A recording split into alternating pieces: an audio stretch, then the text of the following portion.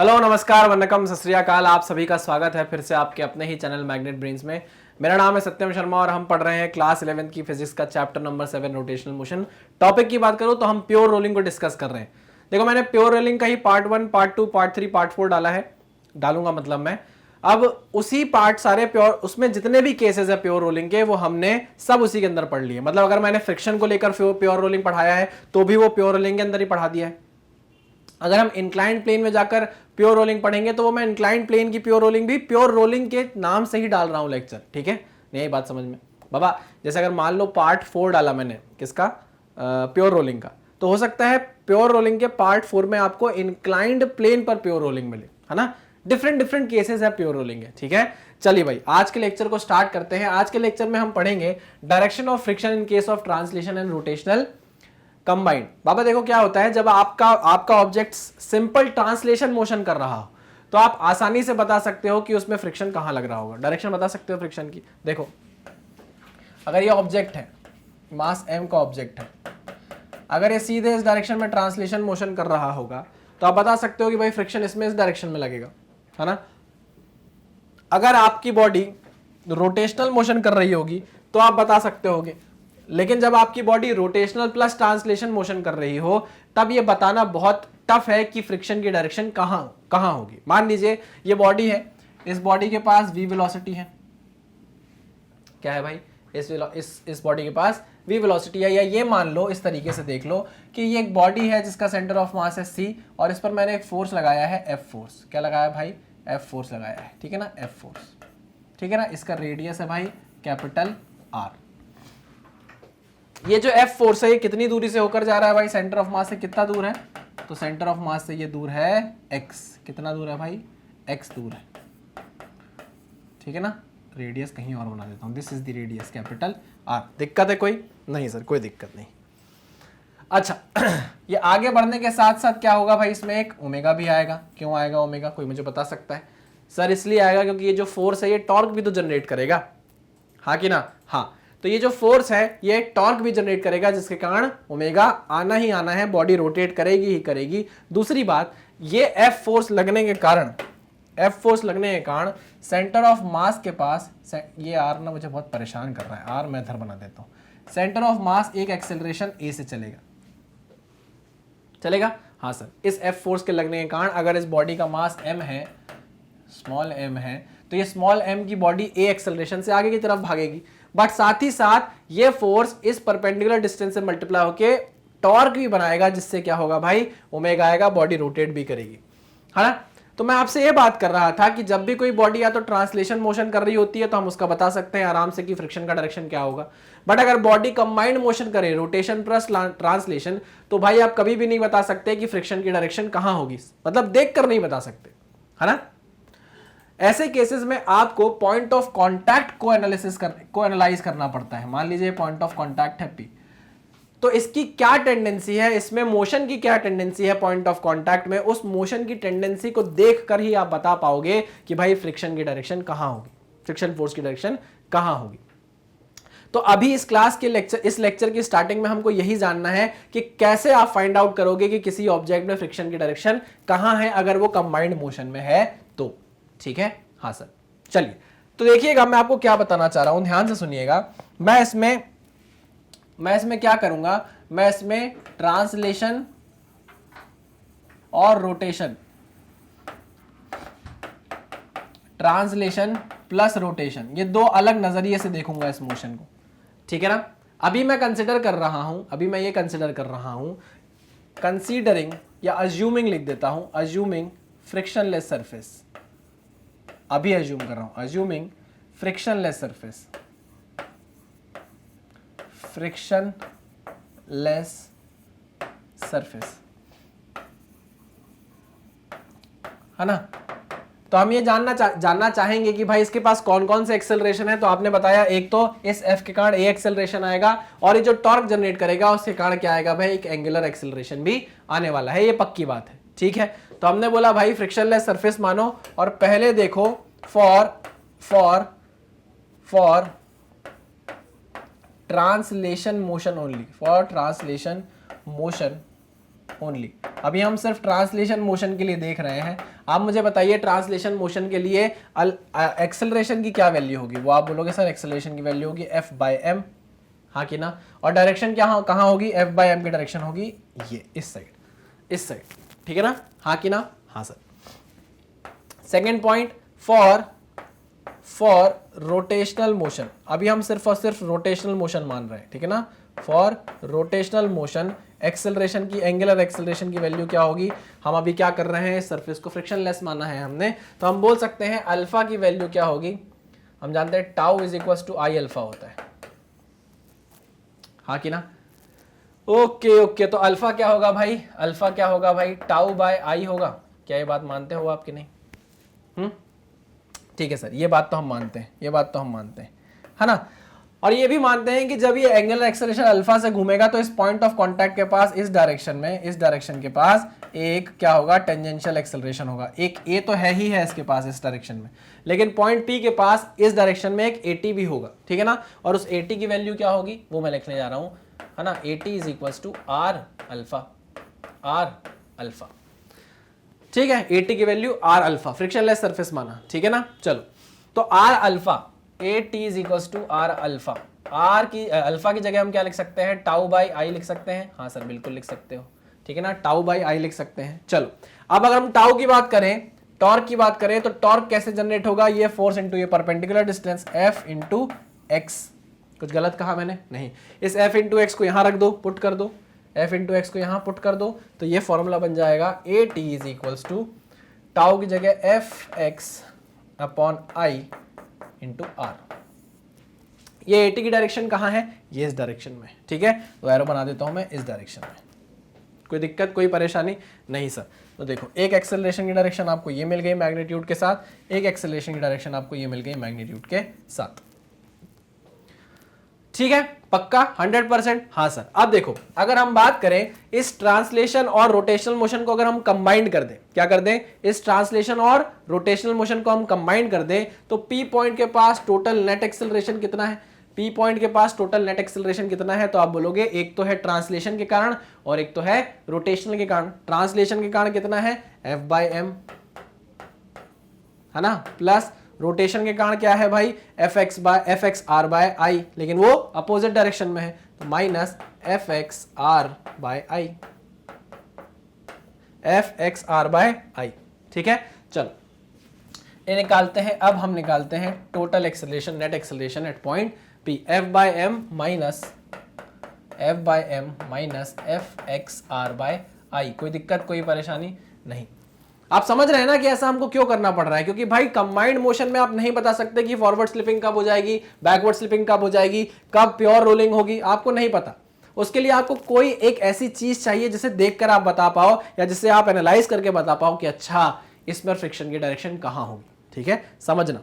चलिए, तो अब आप देखो, इससे मैं क्या कॉमन निकाल सकता हूं? मेरा दिमाग बोल रहा है कि मैं इससे F/m कॉमन निकालूं, ठीक है? तो चलो, acceleration, total net acceleration at point P is F/m। अगर F/m मैंने कॉमन निकाला तो ये क्या बचेगा? 1 माइनस F बाहर निकल गया, F/m, तो m ऊपर आ जाएगा, ये हो जाएगा mxr बाय आई, जिसमें से आपने m क्या कर लिया? F/m आपने बाहर निकाल लिया है, ठीक है? तो mxr अपॉन आई हुआ। i को आप क्या लिख सकते हो? mk स्क्वायर, ठीक? m से m कट गया, क्या बचा? तो अब ये फाइनल रिलेशन आपके सामने निकल कर आ रहा है, बहुत इंपॉर्टेंट है, बहुत ज्यादा इंपॉर्टेंट है, प्लीज इस चीज को याद कर लीजिएगा। A P is equal to F upon M bracket में 1 minus F upon M bracket में 1 minus R X upon K square. K क्या होता है भाई? Radius of gyration. के क्या होता है? Radius of gyration. इससे ये वो फॉर्मूला है जिससे आप बता सकते हो कि कैसे आपका फ्रिक्शन की डायरेक्शन क्या होगी आपके कंबाइंड मोशन में। वैसे तो अगर मैं बोलूं इससे नहीं बता सकते एग्जैक्टली, ये तो एक्सेलरेशन एट पॉइंट पी है, नेट एक्सेलरेशन। इसी को आगे अगर हम लेकर चले तो आपको पता चल जाएगा कि कैसे आप बता सकते हो direction of friction force in a combined motion, ठीक है? क्लियर? इसको नोट डाउन करिए, आगे बढ़ेंगे। फिर मैं इसको हटाता हूं, फिर हम इसी रिलेशन का बस यूज करेंगे और आगे बढ़ेंगे। इसको नोट डाउन कर लीजिए। चलो, अब इस रिलेशन को ध्यान से देखना, है ना? ये आपको समझ में आ गया होगा। अब मैंने आपको बताया था कि फ्रिक्शन की डायरेक्शन आपको पॉइंट ऑफ कांटेक्ट पर क्या मोशन की टेंडेंसी है उससे पता चलेगा। मोशन की टेंडेंसी अगर आगे की तरफ होगी तो पीछे लगेगा फ्रिक्शन फोर्स, मोशन की टेंडेंसी अगर पीछे की तरफ होगी तो आगे लगेगा फ्रिक्शन फोर्स। ठीक है, चलो अब ये जो आपका नेट एक्सेलरेशन आया है पॉइंट पी का, net acceleration of point P जो आया है वो आया है F by M 1 minus R X upon K square, है ना। ये वैल्यू पॉजिटिव कब रहेगी? Net acceleration at point P, net acceleration of point P positive कब होगा? मतलब इस डायरेक्शन में कब जाएगा? पॉजिटिव, हमने इस डायरेक्शन को लिया है, इस डायरेक्शन में कब जाएगा? जब ये वैल्यू पॉजिटिव रहे। A P will be positive, will be positive, positive मतलब इस डायरेक्शन में हमने माना है, ठीक है ना। AP विल बी पॉजिटिव, यानी कि ये जो पॉइंट P है इस पर जो मोशन की टेंडेंसी होगी वो आगे की तरफ कब होगी, वो फॉरवर्ड कब होगी? वो तब होगी व्हेन ये चीज पॉजिटिव हो, है ना। 1 minus R X upon K square greater than 0। हाँ कि ना? अरे हाँ कि ना? ठीक है, या ऐसा लिख लो F by M, F by M, ठीक है, 1 minus R X upon K square. अब आप ध्यान से देखो कि जो एक्सेलरेशन एट पॉइंट P है, या मैं बात करूं अगर मोशन टेंडेंसी की बात करें, पॉइंट P की एक्सेलरेशन की बात करें, तो वो डिपेंड कर रहा है किस पे? K पर डिपेंड कर रहा है, X पर डिपेंड कर रहा है, बाकी सारी चीजें तो कांस्टेंट है। हाँ कि ना? हाँ सर। चलो तो अब देखो F बाय एम को मैं ले जाता हूं उस साइड, तो क्या बचेगा? ये बचेगा। इसको मैं क्या लिख सकता हूं? 1 is greater than R X upon K square लिख सकता हूं कि नहीं? This implies k square should be greater than R X. जब ऐसा होगा तो आपका AP क्या होगा? पॉजिटिव होगा। एक्सेलरेशन क्या होगा? आपके पॉइंट P का पॉजिटिव होगा, और आपका एक्सेलरेशन अगर पॉइंट P पे पॉजिटिव हो जाए, इस डायरेक्शन में हो जाए, तो फ्रिक्शन कहां होगा? फ्रिक्शन लगेगा फिर पीछे की डायरेक्शन में, नहीं?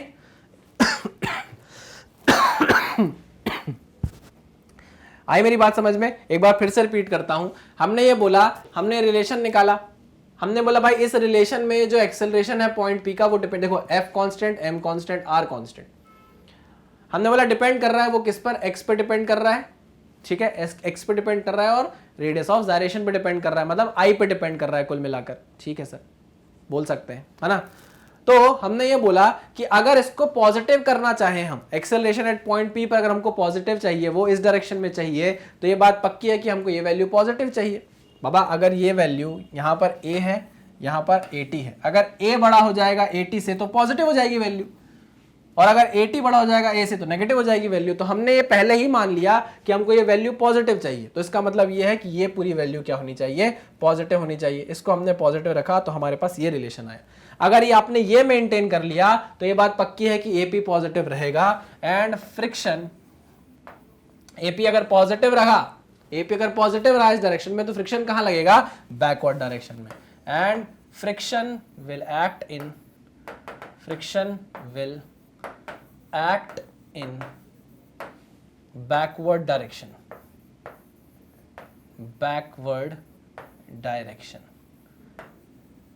ठीक है, आई बात समझ में? अगर आपका k स्क्वायर आर एक्स के बराबर हो गया, है ना, x पता है ना, ये डिस्टेंस है x, अगर आपका k स्क्वायर आर एक्स के बराबर हो गया, फिर क्या होगा? No friction, pure rolling, no friction.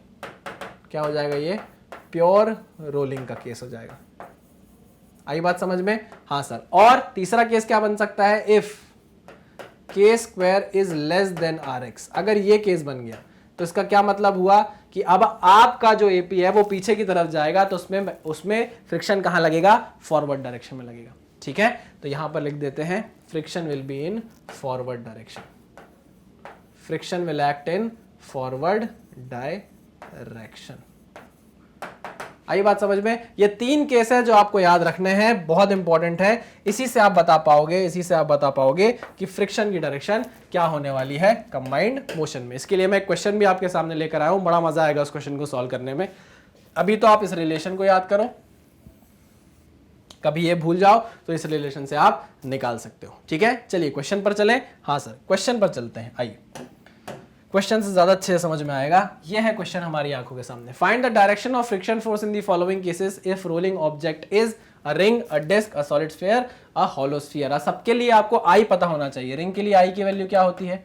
Ring के लिए आई होता है mr²। रिंग के लिए आई होता है mr²। डिस्क के लिए mr²/2। सॉलिड स्फीयर के लिए mr², 2/5 mr²।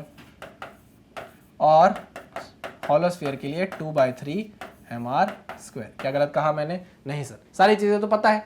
तो अगर आपको ये पता है तो बस आपके लिए चीज बहुत आसान हो जाएगी। अब इस केस में देखो, ये फोर्स लग रहा है सेंटर ऑफ मास से r/2 ऊपर, मतलब x की वैल्यू कितनी हो गई?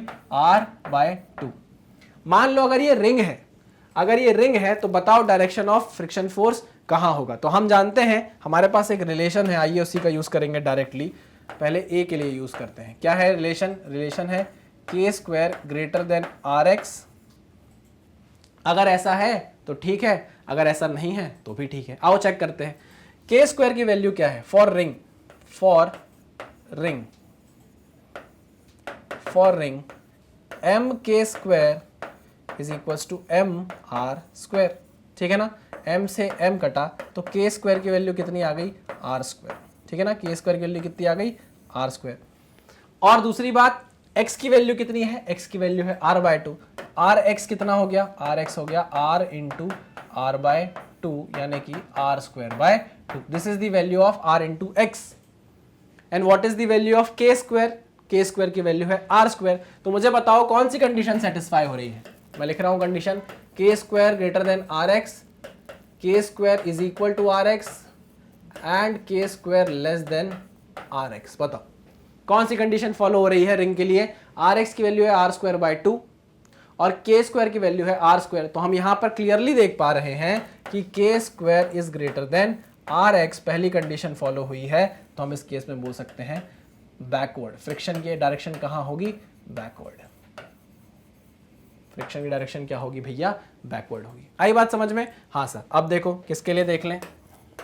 अब क्या है? डिस्क के लिए। तो फॉर डिस्क, फटाफट करो भाई, अब आप दिमाग में भी सॉल्व कर सकते हो उसको। फॉर डिस्क, डिस्क के लिए rx की वैल्यू कितनी होगी? डिस्क के लिए rx की वैल्यू होगी sir r into r/2, that is r²/2। ठीक है, ओके। डिस्क के लिए k² की क्या वैल्यू होगी? तो हम जानते हैं mk² is equals to mr²/2।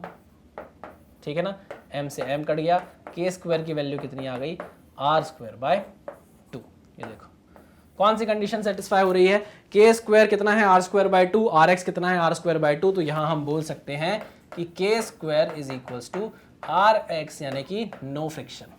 क्या बोल सकते हैं यहां पे हम? No friction.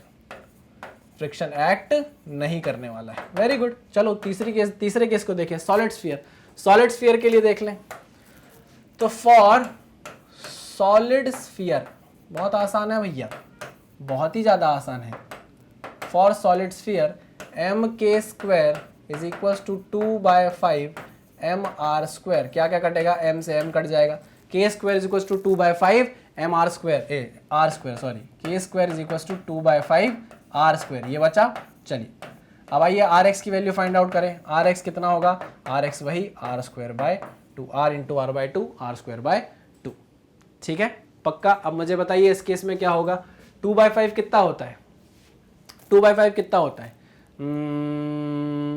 0.4 नहीं, 0.4। और ये कितना होता है? 0.5। तो हम यहाँ बोल सकते हैं कि k² किससे छोटा हो गया? k² is less than rx। तो इस केस में हम बोल सकते हैं कि फॉरवर्ड डायरेक्शन में आपका फ्रिक्शन फोर्स रहने वाला है। ठीक, चलो ये वाला मैं आपको होमवर्क दे रहा हूं और आप ये होमवर्क है, इसको आप क्या करो कमेंट बॉक्स में मुझे बताओ या खुद से सॉल्व करो भाई। हॉलो स्फीयर के लिए क्या होता है? 2/3 mr² होता है। इसको सॉल्व करो और मुझे कमेंट बॉक्स में बताओ कि यहां पर इस केस में फ्रिक्शन कहां लगने वाला है। ठीक, ऐसे क्वेश्चन आपको देखने को मिल सकते हैं। इसको समझने के लिए ही हमने क्या किया है, ये डायरेक्शन वाले केस को समझा है। पक्की बात है? 100%? हाँ सर। चलिए, तो ये हो गई भाई फ्रिक्शन फोर्स की बात कि फ्रिक्शन फोर्स किस डायरेक्शन में लग रहा है। चलिए आगे बढ़ते हैं और कुछ डिस्कशन करते हैं। इतना आपको समझ में आ गया, इसको नोट डाउन करिए। चलिए चले, चलो चले, चलो चले, चलो, बहुत बढ़िया। आओ नेक्स्ट क्वेश्चन। ये तो बहुत ही बेसिक सा क्वेश्चन है। Force of magnitude F is acting on a rolling body of mass m and radius r as shown in the figure. What happens when it enters on a smooth surface? देखो एक body है जिसको आपने ये rough surface में फेंका है जिसको, ठीक है ना, ऐसे रोल करके फेंका है जिसमें F फोर्स भी लग रहा है और वो रोल भी हो रही है। F फोर्स भी लग रहा है और वो रोल भी हो रही है, ठीक है ना। ओके, जब ये स्मूथ सरफेस पर पहुंचेगी, तो देखो स्मूथ सरफेस पे जैसे ही पहुंचेगी इस पर F तो कोई टॉर्क जनरेट नहीं कर पाएगा, क्योंकि F सेंटर ऑफ मास पे लग रहा है, तो F के द्वारा कोई भी टॉर्क जनरेट नहीं होने वाला है, ठीक। साथ ही साथ इस पर जो फ्रिक्शन फोर्स लग रहा था वही क्या कर रहा था, टॉर्क भी जनरेट कर रहा होगा, मतलब लगातार कर रहा होगा, ठीक है ना। लेकिन जैसे ही ये स्मूथ सरफेस पे पहुंचेगी इस पे लगने वाला टॉर्क बंद हो जाएगा, क्या हो जाएगा, बंद हो जाएगा। तो ये जो पहले रोलिंग कर रही थी वो स्मूथ सरफेस में आके क्या करने लग जाएगी, स्लाइड करने लग जाएगी, और इसका एक्सेलरेशन बढ़ जाएगा, ट्रांसलेशन का एक्सेलरेशन बढ़ जाएगा, a = F/m बढ़ जाएगा, ठीक है ना। पक्की बात है, बहुत सिंपल सा क्वेश्चन है। रफ में था तो रोल भी हो रहा था, स्मूथ में आएगा तो सिर्फ ट्रांसलेटिंग मोशन करेगा, स्लाइड करेगा और कुछ नहीं करने वाला, ठीक है, पक्का। हाँ चलो, तो ये तो डिस्कशन वाला क्वेश्चन था। आइए आगे बढ़े। हाँ चलिए भाई, अब हमें देखना है रोलिंग में लगने वाले फोर्सेस को। क्या देखना है, रोलिंग में लगने वाले फोर्सेस को, है ना। Understanding forces in pure rolling motion, बहुत सिंपल सी चीज है। एक बार हम इसको समझ लेंगे, फिर इस पर बेस्ड बहुत सारे क्वेश्चंस हमको करने हैं। हम इसके ऊपर जितने भी क्वेश्चंस बन सकते हैं सारे टाइप के क्वेश्चंस को सॉल्व करेंगे और अपने दिमाग में बैठा लेंगे कि भाई ये टफ चीज नहीं है ना। लोगों को बहुत ज़्यादा टफ लगती है, ये उन्हें बनता नहीं है कि सर इसमें क्या होगा, सर उसमें क्या होगा, सर ऐसा हो गया तो क्या होगा। मैं आपको सिंपल एक केस बताऊंगा, एक ही केस के बहुत सारे मॉडिफिकेशन आपको देखने को मिलेंगे, ठीक है। चलिए, अभी तक हमने ये देखा था कि भाई हमारा जो डिस्क होता था, रिंग होता था, कुछ भी होता था, है ना, उसके पास एक वेलोसिटी हुआ करती थी। क्या हुआ करती थी भाई, एक वेलोसिटी हुआ करती थी, और क्या हुआ करता था, एक ओमेगा हुआ करता था, ठीक है। अगर वो प्योर रोलिंग कर रहा है तो यहाँ पर जो पॉइंट ऑफ कांटेक्ट है वो ग्राउंड के साथ कोई रिलेटिव वेलोसिटी नहीं रखता था। जो हमारा कांटेक्ट पॉइंट है उसकी जो वेलोसिटी होती थी वो वेलोसिटी ग्राउंड के या जिस भी प्लेटफॉर्म पर वो रखा है उसकी वेलोसिटी के बराबर होती थी, अगर आपको प्योर रोलिंग करानी है तो, ठीक है। अब देखिए यहाँ पर रफ सरफेस है, मान लीजिए सरफेस क्या है भाई, रफ है, ठीक। तो आप ये जानते हैं कि जो रफ सरफेस है इस पर फ्रिक्शन आएगा ही आएगा, ठीक है। हाँ सर आएगा। अच्छा, थोड़ी देर के लिए मान लीजिए मैंने क्या किया, इस पर एक फोर्स लगाया, ठीक है ना, एक F फोर्स लगाया। F फोर्स लगाने के कारण आपको पता है क्या होगा, इसका एक खुद का रेडियस भी होगा भैया, है ना, रेडियस होगा। ये F फोर्स इस रेडियस से मल्टीप्लाई होकर टॉर्क तो जनरेट करने वाला है, ये बात आप जानते हो। टॉर्क जनरेट होगा तो टॉर्क टाउ = I अल्फा से अल्फा भी आएगा, अल्फा है तो ओमेगा तो आना ही आना है, ठीक है। तो ये अपने आप आगे भी बढ़ेगा और इसमें ओमेगा भी जनरेट होने वाला है, ये आप जानते हैं, ठीक है। क्योंकि हम फोर्सेस की बात कर रहे हैं इसलिए मैंने वेलोसिटी और ओमेगा को भी हटा दिया है, मैं फोर्स के बेसिस पर आपसे बात कर रहा हूं, ठीक। ये फोर्स क्या करेगा, ये फोर्स पहली बात तो सेंटर ऑफ मास को एक एक्सेलरेशन देगा, सेंटर ऑफ मास को क्या देगा, एक एक्सेलरेशन देने वाला है। साथ ही साथ ये फोर्स जब आगे की तरफ लगेगा, है ना, तो सरफेस पे जो भी हो रहा हो, पॉइंट ऑफ कॉन्टैक्ट पे जो भी हो रहा हो, अगर वो आगे जा रहा हो पीछे जा रहा हो, फ्रिक्शन की डायरेक्शन अगर हमें जाननी है तो हम कुछ भी लगा सकते हैं, चाहे हम पीछे लगा दें चाहे हम आगे लगा दें, वो तो हमें बाद में पता चलेगा ना कि फ्रिक्शन पीछे की डायरेक्शन में है कि आगे की डायरेक्शन में, है ना। तो मैं क्या करता हूं, मैं हमेशा फ्रिक्शन की डायरेक्शन सामने ले लेता हूं। क्यों, ऐसे केसेस में जब आपसे क्वेश्चन पूछा जाएगा कि फ्रिक्शन फोर्स बताओ कितना है, उसकी डायरेक्शन बताओ कितनी है, आपसे पूछा जाएगा एक्सेलरेशन बताओ कितना है, आपसे पूछा जाएगा अल्फा बताओ कितना है, क्या क्या पूछा जाएगा, आपसे पूछा जाएगा कि फ्रिक्शन फोर्स बताओ कितना है, ए बताओ कितना है, अल्फा बताओ कितना है, ये आपसे पूछा जाएगा, ठीक। तो भैया F की कोई डायरेक्शन बनानी पड़ेगी ना, तो मैं ऐसा मान लेता हूं कि ये F फोर्स घुमाएगा ऐसे, ये F फोर्स इस रिंग, इस डिस्क को इस तरीके से घुमाने की कोशिश करेगा, तो ये पॉइंट पीछे जाने की कोशिश करेगा, तो इसमें फ्रिक्शन आगे लग जाएगा, ऐसा मैं मान लेता हूं, है ना। आप पीछे भी मान सकते हो, भाई, है ना, ऐसा कोई वो नहीं है पाबंदी आपके ऊपर कि मैं जहां मान रहा हूं वहां आप भी मानो। मैं क्यों मानता हूं ऐसा, मैंने आपको बताया कि ये फ्रिक्शन है, ये इस तरीके से घुमाएगा, ये इस तरीके से घुमाएगा किसको, हमारे इस ऑब्जेक्ट को, तो ये पॉइंट पीछे जाएगा, ये पॉइंट पीछे जाने की कोशिश करेगा तो इस पर फ्रिक्शन आगे की तरफ लग जाएगा। इस तरीके से मैं फ्रिक्शन की डायरेक्शन मान लेता हूं, यहां लिख दे रहा हूं it is assumed, it is assumed, जरूरी नहीं यही हो। अगर ये डायरेक्शन उल्टी मानी होगी मैंने तो आंसर मेरा नेगेटिव में आ जाएगा, मैग्नीट्यूड सही आएगा लेकिन एक माइनस साइन के साथ आ जाएगा जो आपको बता देगा कि आपने डायरेक्शन क्या ली है, उल्टी ली हुई है। ठीक है, पक्का 100%? हाँ सर। अब ध्यान से सुनेंगे, देखो इसमें हमको अब इक्वेशंस लगानी है, कुछ इक्वेशंस लगानी है, तो हम पहले ट्रांसलेशन मोशन को देखें। क्या देखें भाई, पहले हम देखते हैं ट्रांसलेशन मोशन को, ट्रांसलेशन मोशन को अच्छे से समझेंगे भाई, है ना, बहुत बेसिक तरीके से। ट्रांसलेशन मोशन को जब आप देखोगे तो आप देखोगे ये फोर्स इस पूरी बॉडी को आगे ले जाना चाह रहा है और उस पर ये एक्सेलरेशन जनरेट कर रहा है, हाँ कि ना? हाँ सर, बिल्कुल सही कह रहे हैं आप, बिल्कुल सही कह रहे हैं। तो देखो एक फोर्स लग रहा है ये, एक फोर्स लग रहा है ये, है ना। मान लीजिए इस बॉडी का मास है क्या, m, तो एक इक्वेशन हमारी क्या बनेगी, F plus F is equals to M A. सही कहा कि नहीं कहा मैंने? F plus F is equals to M A, एक इक्वेशन ये बनेगी। हाँ सर, एक इक्वेशन ये बनेगी, ठीक है।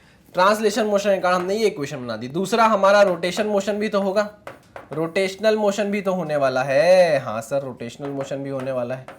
आओ रोटेशनल मोशन की बात करें, तो रोटेशनल मोशन की तो सर आंख बंद करके हम इक्वेशन लगा देते हैं और वो है sir tau is equals to I alpha. ठीक है, टाउ यहाँ कौन जनरेट कर रहा है, यहाँ पे टॉर्क कौन जनरेट कर रहा है, तो भैया ये है हमारी परपेंडिकुलर डिस्टेंस आर। ठीक है, अगर आप देखोगे इसको आगे बढ़ाकर तो आर क्रॉस एफ का clockwise torque, R cross F का क्लॉकवाइज टॉर्क जनरेट कर रहा है कौन कौन कौन कौन कौन जनरेट कर रहा है, ये फोर्स। ठीक है, इससे क्या होगा, अल्फा आएगा इस डायरेक्शन में। ठीक है, तो चलिए हम समझ गए टाउ कौन जनरेट कर रहा है, टाउ जनरेट कर रहा है हमारा एफ आर, या आर एफ लिख दो उसको आप, R F is equal to I alpha. ठीक है, this is equation number second. अब आप ये देखो कि यहां पर क्या करा रहे हैं हम, प्योर रोलिंग मोशन करा रहे हैं, प्योर रोलिंग मोशन करा रहे हैं। तो इसका मतलब क्या हुआ, इसका मतलब ये हुआ, सुनना, कि इस पॉइंट ऑफ कांटेक्ट के पास आगे की तरफ एक वेलोसिटी होगी। कौन से कलर से बना दूं, इस कलर से बना दूं, जो दिखे आपको, जो दिखे आपको किस तरीके से, किस कलर से, किस कलर से, चलो इसी कलर से बनाता हूं। इस पॉइंट ऑफ कांटेक्ट के पास आगे की तरफ एक वेलोसिटी होने वाली है, होने वाली है कि नहीं, है ना। चलो अभी एक्सेलरेशन की बात कर रहे हैं, तो एक्सेलरेशन आगे होगा, अगर सेंटर ऑफ मास के पास एक्सेलरेशन आगे की तरफ a है तो इस पॉइंट ऑफ कांटेक्ट के पास भी आगे की तरफ एक्सेलरेशन होगा a, हाँ कि ना। और ये टॉर्क के कारण इसमें एक एंगुलर एक्सेलरेशन प्रोड्यूस हो रहा है, ठीक है, जिसके कारण यहां एक पॉइंट ऑफ कांटेक्ट पर पीछे की तरफ एक टेंजेंशियल एक्सेलरेशन आने वाला है और वो कितना होगा, आर अल्फा के बराबर। और क्योंकि यहां प्योर रोलिंग मोशन हो रहा है, क्या हो रहा है यहाँ पे, क्योंकि यहां पर प्योर रोलिंग मोशन हो रहा है, इसलिए हम यहाँ पे तीसरी इक्वेशन लिखेंगे अपनी, क्या, A T is equals to, या A is equals to R alpha, A is equals to A T, या फिर A is equals to R alpha. ये आप हमेशा नहीं लिख सकते, ये आप हमेशा नहीं लिख सकते। कब लिख सकते हो, जब क्या हो रही होगी, pure rolling eight ground, eight ground, ठीक है ना, जब ग्राउंड पर हो रही होगी तब आप A is equal to R alpha लिख सकते हो। अच्छा, थोड़ी चीजों को और ज्यादा समझते हैं, थोड़ा फ्रिक्शन को और ज्यादा समझते हैं। मैं आपसे ये बोलता हूं कि अगर A greater than R alpha हो जाए, इफ पहला point, if A is greater than R alpha, अगर किसी तरीके से ए आर अल्फा से बड़ा हो गया, ए आर अल्फा से बड़ा हो गया, तो क्या होगा, ये पॉइंट ऑफ कांटेक्ट आगे की तरफ जाने की कोशिश करेगा, ये पॉइंट ऑफ कांटेक्ट आगे की तरफ जाने की कोशिश करेगा, लेकिन हमको क्या मेंटेन कराना है, प्योर रोलिंग मेंटेन कराना है ना, याद रखना इस बात को। जैसे ही ए आर अल्फा से बड़ा हुआ, ये पॉइंट आगे की तरफ मूव करेगा, मतलब ग्राउंड के रिस्पेक्ट में ये रिलेटिव मोशन दिखाने लग जाएगा। और जैसे ही ग्राउंड के रिस्पेक्ट में रिलेटिव मोशन दिखाएगा, कौन एक्टिवेट हो जाएगा, कौन एक्टिवेट हो जाएगा, फ्रिक्शन एक्टिवेट हो जाएगा। फ्रिक्शन बोलेगा नहीं मेरा काम है रिलेटिव मोशन को रोकना, तो ये तो मैं होने देने से रहा, ठीक है। तो फ्रिक्शन क्या कोशिश करेगा कि अगर ये पॉइंट ग्राउंड के रिस्पेक्ट में आगे जाने की कोशिश कर रहा है, तो फ्रिक्शन कहां लगेगा, पीछे की तरफ। फ्रिक्शन कहां लगेगा, पीछे की तरफ। तो यहां लिखता हूं मैं, friction will act backward, friction will act backward, है ना, इस केस से बता रहा हूं मैं। फ्रिक्शन कहां लगने लगेगा, पीछे की डायरेक्शन में लगेगा। और क्या मेंटेन कराएगा, एंड क्या मेंटेन कराने की कोशिश करेगा, प्योर रोलिंग मेंटेन कराने की कोशिश करेगा, ठीक है ना। Friction will act in backward, friction will act backward in order to maintain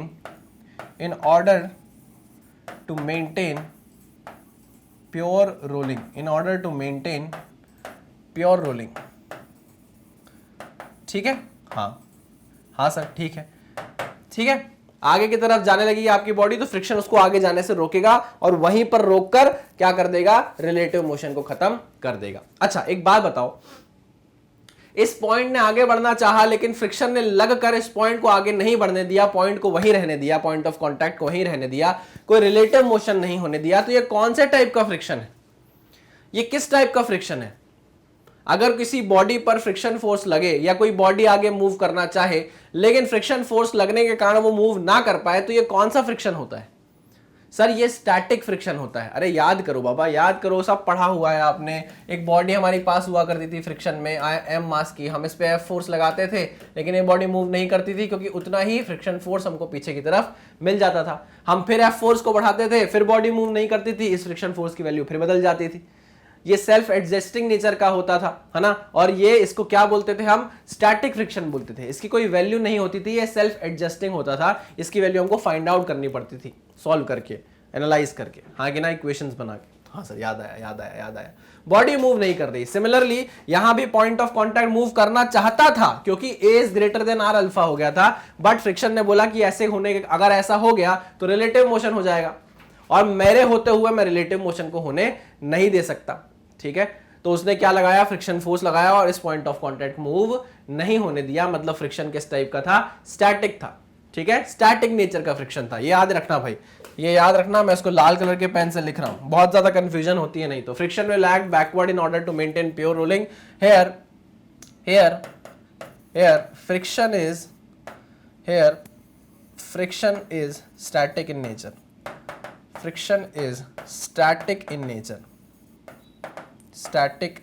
nature. यार ये बहुत इंपॉर्टेंट बात है, बुक्स में लिख दिया जाता है, अंग्रेजी में सीधा लिख देगा और आपको पता नहीं चलेगा कि ये क्यों हुआ, ऐसा क्यों हुआ, वो क्या बोलना चाह रहा है। अंग्रेजी आपका जीना हराम कर देगी। लेकिन मैं आपको समझा रहा हूं, अंग्रेजी जरूरी भी है, ऐसा नहीं है सर आप तो अंग्रेजी की इतनी बुराई करते हो। अरे नहीं बुराई करता बाबा, मेरी क्या मजाल कि मैं अंग्रेजी की बुराई करूं, है ना। चलो आ जाओ, तो ये पहला केस आपको समझ में आ गया। अब दूसरे केस की तरफ चलते हैं। चलिए, एक इक्वेशन देखो, ये याद रखना, ये इक्वेशन आपके हमेशा काम आने वाली है। जब भी आप फोर्सेस देखोगे प्योर रोलिंग मोशन में, ये इक्वेशन आपके हमेशा काम आएगी। ये इक्वेशन आपके हमेशा काम आने वाली है। हाँ, ये इक्वेशन तब लगेगी जब प्योर रोलिंग हो। प्योर रोलिंग नहीं होगी तो फिर आपको थोड़ा समझना पड़ेगा, फिर आपको दिमाग लगाना पड़ेगा, कंसेप्ट लगाना पड़ेगा, ठीक है। पक्का इसको मिटा दूं सर, मिटा दो ना, नहीं सर मत मिटाओ ना सर, इसको रहने दो, फिर एक साथ सर आप कर देना, अच्छा लगता है सर अच्छा लगता है, ऐसे लिखा रहता है ना सर, बहुत अच्छा लगता है सर, बहुत अच्छा। अच्छा तुम लोग स्कूल में वो करते हो क्या, करते थे क्या स्कूल में, कोई ऐसे टीचर लिखता रहता है, ऐसे टीचर लिख रहा हो, है ना, तुम लोग बोलते हो madam side please, madam please side, madam हट जाइए दिख नहीं रहा, ऐसा करते हो क्या। नहीं सर, हम इतने गवार नहीं है आपके जैसे सर जो ऐसी हरकतें करें, हमको पता है मैडम हट जाएंगी, सर हट जाएंगे। अरे यार तुम लोग मेरी बहुत बहुत बेइज्जती करते हो। चलो हाँ, तो मैं आपको ये बता रहा था कि अगर इसका हम नेक्स्ट केस देखें तो और अच्छे से हमको समझ में आएगा कि वापस हमारे पास एक कोई डिस्क रिंग कुछ भी हो सकता है वो है, ठीक है। ये किसी प्लेटफॉर्म पे या किसी ग्राउंड पर रखी हुई है, वही सेम केस बाबा, कुछ भी नया नहीं करने वाला इसमें। यहाँ पर मैंने एफ फोर्स लगा दिया, एफ फोर्स के कारण सेंटर ऑफ मास मूव करने लगा ए एक्सेलरेशन से, पॉइंट ऑफ कांटेक्ट है, पॉइंट ऑफ कांटेक्ट पर आगे की तरफ ए एक्सेलरेशन था, पीछे की तरफ इस पर क्या आया, आर अल्फा का एक्सेलरेशन आया। क्यों, क्योंकि फोर्स ने टॉर्क जनरेट किया और टॉर्क के कारण एंगुलर एक्सेलरेशन आ गया। कोई दिक्कत कोई परेशानी इससे नहीं सर। रेडियस कितनी है, रेडियस है सर आर, ठीक है। चल मैं आपसे ये बोल रहा था कि अगर हम सेकंड केस को ध्यान से देखें तो सेकंड केस हमें ये बताता है कि अगर if A is less than R alpha, अगर A less than R alpha हो गया तो फिर क्या होगा, A अगर लेस देन आर अल्फा हो गया, या मैं बोलूं उसको उल्टा करके कि आर अल्फा A से बड़ा हो गया, अब क्या होगा, आर अल्फा A से बड़ा हो गया, अब क्या होगा। तो भाई ये पॉइंट जो था हमारा पॉइंट ऑफ कांटेक्ट मान लिया P है, ये पॉइंट ऑफ कांटेक्ट P कहां भागने लगेगा, पीछे की तरफ भागने लगेगा। तो अगर ये पीछे की तरफ भागने लगेगा तो कौन आएगा बाबा, फ्रिक्शन आएगा। अगर ये पॉइंट P ग्राउंड के रिस्पेक्ट में पीछे की तरफ भागने लग गया तो रिलेटिव मोशन स्टार्ट हो जाएगा और फ्रिक्शन जो इस सरफेस पे बैठा है, जो कि रफ सरफेस है, वो बोलेगा कि भैया मेरा काम है रिलेटिव मोशन को रोकना, जैसे ही रिलेटिव मोशन मुझे होते हुए दिखेगा मैं लगना चालू कर दूंगा। उसने P पॉइंट से पूछा या देखा फ्रिक्शन ने कि P पॉइंट ग्राउंड के रिस्पेक्ट में पीछे की तरफ जा रहा है, तो फ्रिक्शन ने बोला कि मैं कहां लगूंगा, आगे की तरफ लगूंगा। फ्रिक्शन ने क्या बोला, मैं आगे की तरफ लग जाऊंगा। यह है हमारा फ्रिक्शन, यह हमारा फ्रिक्शन जो आगे की तरफ लग गया। ठीक है, अच्छा आगे की तरफ लगा तो इसने क्या किया होगा, इसने कोशिश की होगी कि क्या मेंटेन कराकर रखे, ये प्योर रोलिंग मोशन मेंटेन कराकर रखे। ठीक है, तो अगर आर अल्फा ग्रेटर देन ए हो गया तो friction will act in forward direction, friction will act in forward direction in order to maintain direction, in order to maintain pure rolling। नहीं, अरे बिल्कुल सही बाबा, in order to maintain pure rolling। ठीक है, हाँ अभी भी मैं आपसे वही सवाल पूछूंगा कि ये जो फ्रिक्शन फोर्स आया इसका नेचर क्या है, क्या ये काइनेटिक है, क्या ये स्टैटिक है।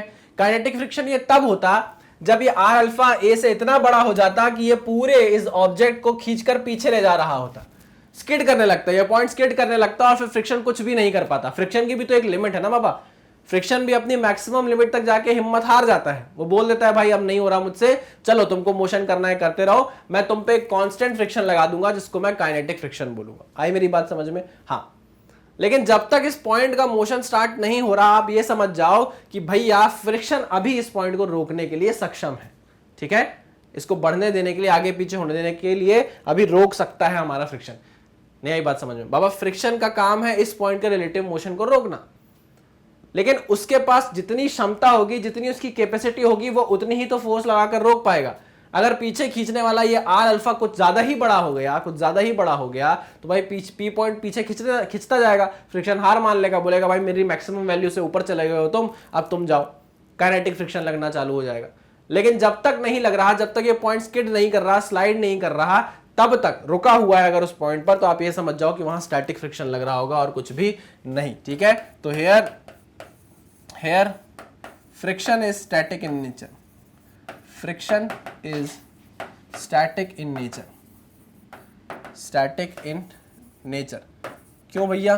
क्योंकि हम क्या कोशिश कर रहे हैं, हम इस फ्रिक्शन फोर्स को लगाकर P पॉइंट को मूव होने देने से रोक रहे हैं। मतलब हम क्या कर रहे हैं, नेट एक्सेलरेशन। हाँ, ये बात बहुत अच्छे से मैं लिख देता हूं, इसका मतलब ये है कि हम ये करना चाह रहे हैं AP की एक्सेलरेशन, नेट एक्सेलरेशन 0 करना चाह रहे हैं, मतलब A is equals to R alpha करना चाह रहे हैं। आई मेरी बात समझ में? फ्रिक्शन लगाने के बाद, इस केस में भी और इससे पहले वाले केस में भी। ठीक है, आई बात समझ में? हाँ सर, ठीक। चलो, तो ये हो गया हमारा दूसरा केस। और तीसरा केस हमारा क्या बनता है? पहला केस ये था, दूसरा केस ये था, तीसरा केस हमारा क्या बनता है? तीसरा केस हमारा बनता है सर जब A is equals to R alpha हो, जब A ऑलरेडी आर अल्फा के बराबर हो। तब क्या होगा? जब A ऑलरेडी आर अल्फा के बराबर होगा तो आप खुद जानते हो कि वहां फ्रिक्शन एक्ट नहीं करेगा, no friction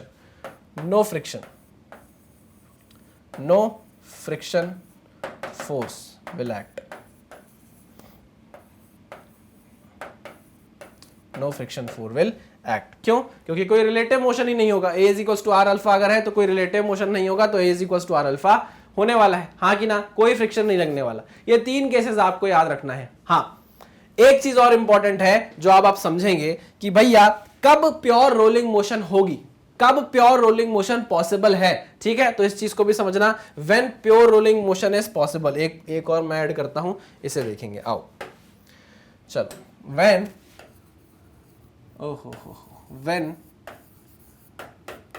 pure rolling motion is possible,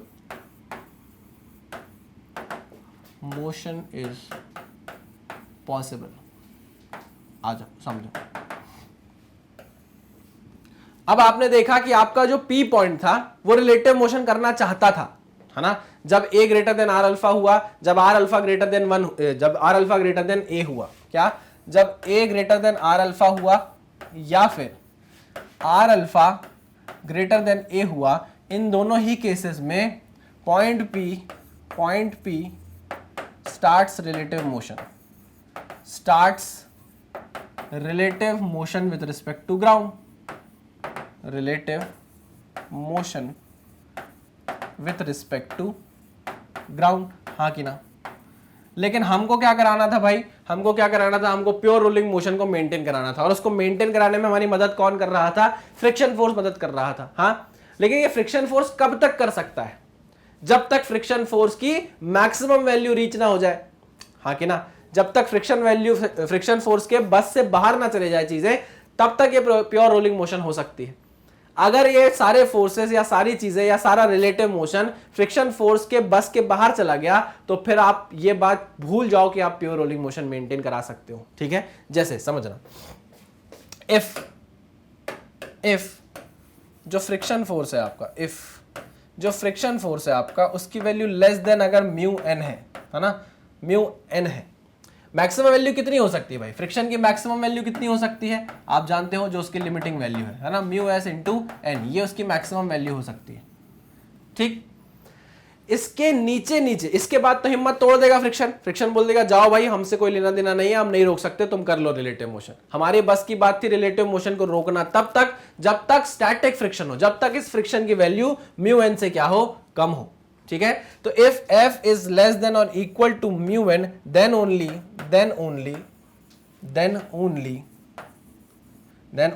pure rolling can be maintained, pure rolling is maintained. बस ये याद आपको रखना है। अगर आपने ये याद रख लिया तो बस आपको कोई भी दिक्कत नहीं होने वाली है। ठीक है, तो ये पूरी तीन चीजें क्या देखो, एक तो ये और एक ये, यहां पर हमने जो समझा वो चीज आपको बहुत काम आने वाली है। एक इक्वेशन ये, एक इक्वेशन ये, एक इक्वेशन ये, है ना। वैसे ज्यादातर इक्वेशन लगेगी, लेकिन अगर आपको प्योर रोलिंग नहीं दिया जाएगा तो फिर आप ये इक्वेशन नहीं लगा सकते। उसके बाद हमने एक केस ये समझा, हमने उसके बाद एक केस ये समझा, और उसके बाद हमने एक चीज ये समझी। इन तीनों चीजों को आपको यूज करते जाना है और धड़ल्ले से क्वेश्चन आपसे बनते जाएंगे। ठीक है, क्या आप तैयार हैं आप चीजों को देखने के लिए, समझने के लिए, क्वेश्चंस करने के लिए? हाँ सर, चलो आओ क्वेश्चन पर चलते हैं। आइए, पहला आर्टिकल प्रॉब्लम आपके सामने लेकर आता हूं। Let's take a case of ring under pure rolling. अब यहां पर एक रिंग है जो प्योर रोलिंग कर रही है। क्या कर रही है भाई? प्योर रोलिंग कर रही है। इसको मैं क्या करता हूं, हरे प्लेटफॉर्म पे बैठाता हूं ताकि मैं दूसरे कलर के पेन भी अच्छे से यूज कर पाऊं। ठीक है, ये हरा प्लेटफॉर्म है। अब देखो यहां हमको बहुत फायदा होने वाला है, ब्लैक कलर का भी। चलो आ जाओ। आर्टिकल प्रॉब्लम है, मतलब हम इससे सीखना चाह रहे हैं, है ना, हमको ये सिखाएगा प्रॉब्लम। आओ, the ring of mass capital M and radius capital R, a ring of mass capital M, इतना मोटा पेन क्यों चल रहा है, क्या चाहता है मुझसे ये, a ring of mass capital M and radius capital R is acted upon by a force F. Find the value of acceleration of center of mass, angular acceleration and force of friction. मैंने आपको क्या बोला था, तीन चीजें generally वो पूछता है। एक तो होता है एक्सेलरेशन, एक होता है एंगुलर एक्सेलरेशन और एक होता है फोर्स ऑफ फ्रिक्शन। तीन चीजें पूछना चाह रहा है, तो कितनी इक्वेशन चाहिए पड़ेंगी आपको? तीन इक्वेशन चाहिए पड़ेंगे। ठीक है ना। ये सरफेस कैसा है मैं आपको पहले ही बता दूं, ये सरफेस है भाई रफ सरफेस। ठीक है, हाँ सर, रफ सरफेस। चलो आओ कोशिश करेंगे समझने की। इस रिंग पर, ये रिंग है, क्या है ये? रिंग है। इस रिंग पर मैंने एफ फोर्स लगाया। क्या लगाया? एक एफ फोर्स लगाया। एफ फोर्स लगाने के बाद मैं ये जानता हूं भाई इसका रेडियस कितना है, आर है।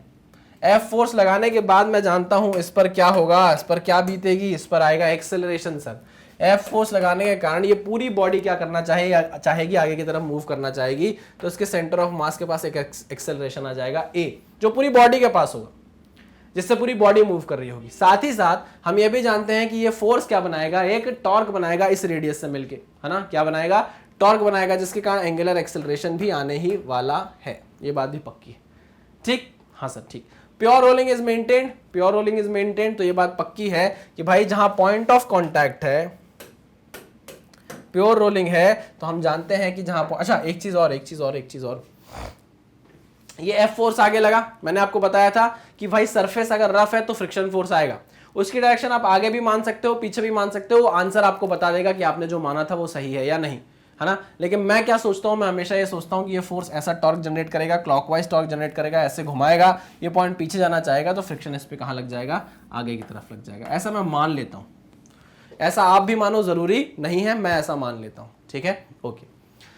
अब इसको फोर्स घुमाने वाला है भाई, एंगुलर एक्सेलरेशन अल्फा भी आएगा, ठीक है। और क्योंकि यहाँ पर प्योर रोलिंग मेंटेन हुई है तो हम जानते हैं कि इस पॉइंट ऑफ कांटेक्ट के पास, इस पॉइंट ऑफ कांटेक्ट के पास आगे की तरफ एक एक्सेलरेशन होगा a, आगे की तरफ एक एक्सेलरेशन होगा a, और पीछे की तरफ एक एक्सेलरेशन होगा r अल्फा, ठीक है। हाँ सर, बिल्कुल सही। आ जाओ अब इक्वेशन बनाते हैं, जो इक्वेशन हमने सीखी थी। पहली इक्वेशन जो आपके बहुत काम आने वाली है वो ट्रांसलेशन इक्वेशन जो है f minus f plus f is equals to ma, ठीक है, पहली इक्वेशन। चलो दूसरी equation tau is equals to I alpha. Tau कैसे बन रहा है, टॉर्क कौन बना रहा है, तो देखो यहां पर टॉर्क बनाने वाले दो फोर्सेस हैं, एक तो ये फोर्स बना सकता है और एक ये फोर्स बना सकता है। दो फोर्स है यहां पर जो बना सकते हैं टॉर्क। हाँ सर, देखो मैं यहां पर क्या करता हूं, जिस डायरेक्शन का अल्फा होता है, मेरी बात समझना, क्वेश्चन को सॉल्व करने की ट्रिक बता रहा हूं, जिस डायरेक्शन का अल्फा होता है उस डायरेक्शन के टॉर्क को मैं पॉजिटिव ले लेता हूं, ठीक है, यहां लिख दे रहा हूं। ऐसे क्वेश्चंस में the torque acting, the torque in the direction of alpha, the torque in the direction of alpha, the torque in the direction of alpha is taken as positive. ये मैं करता हूं, आप चाहो तो उल्टा भी कर सकते हो, लेकिन फालतू माइनस माइनस के झंझट में क्यों पढ़ना। मैं आपको एक सिंपल सा एक पहलू बता रहा हूं कि भाई अगर ऐसे चलोगे तो फटाफट आंसर आएंगे, ठीक है ना। The torque in the direction of alpha is taken as positive, है ना। चलो आ जाओ, अब देखते हैं टॉर्क कौन कौन बना रहा है। हम सेकंड इक्वेशन लगाने जा रहे हैं, torque is equal to I alpha. अब यहाँ पे टॉर्क दो टाइप के हैं भाई, एक लगाएगा आपका कौन सा फोर्स, ये फोर्स F इंटू आर का, है ना। तो आप बोलोगे एक तो लग रहा है F इंटू आर का।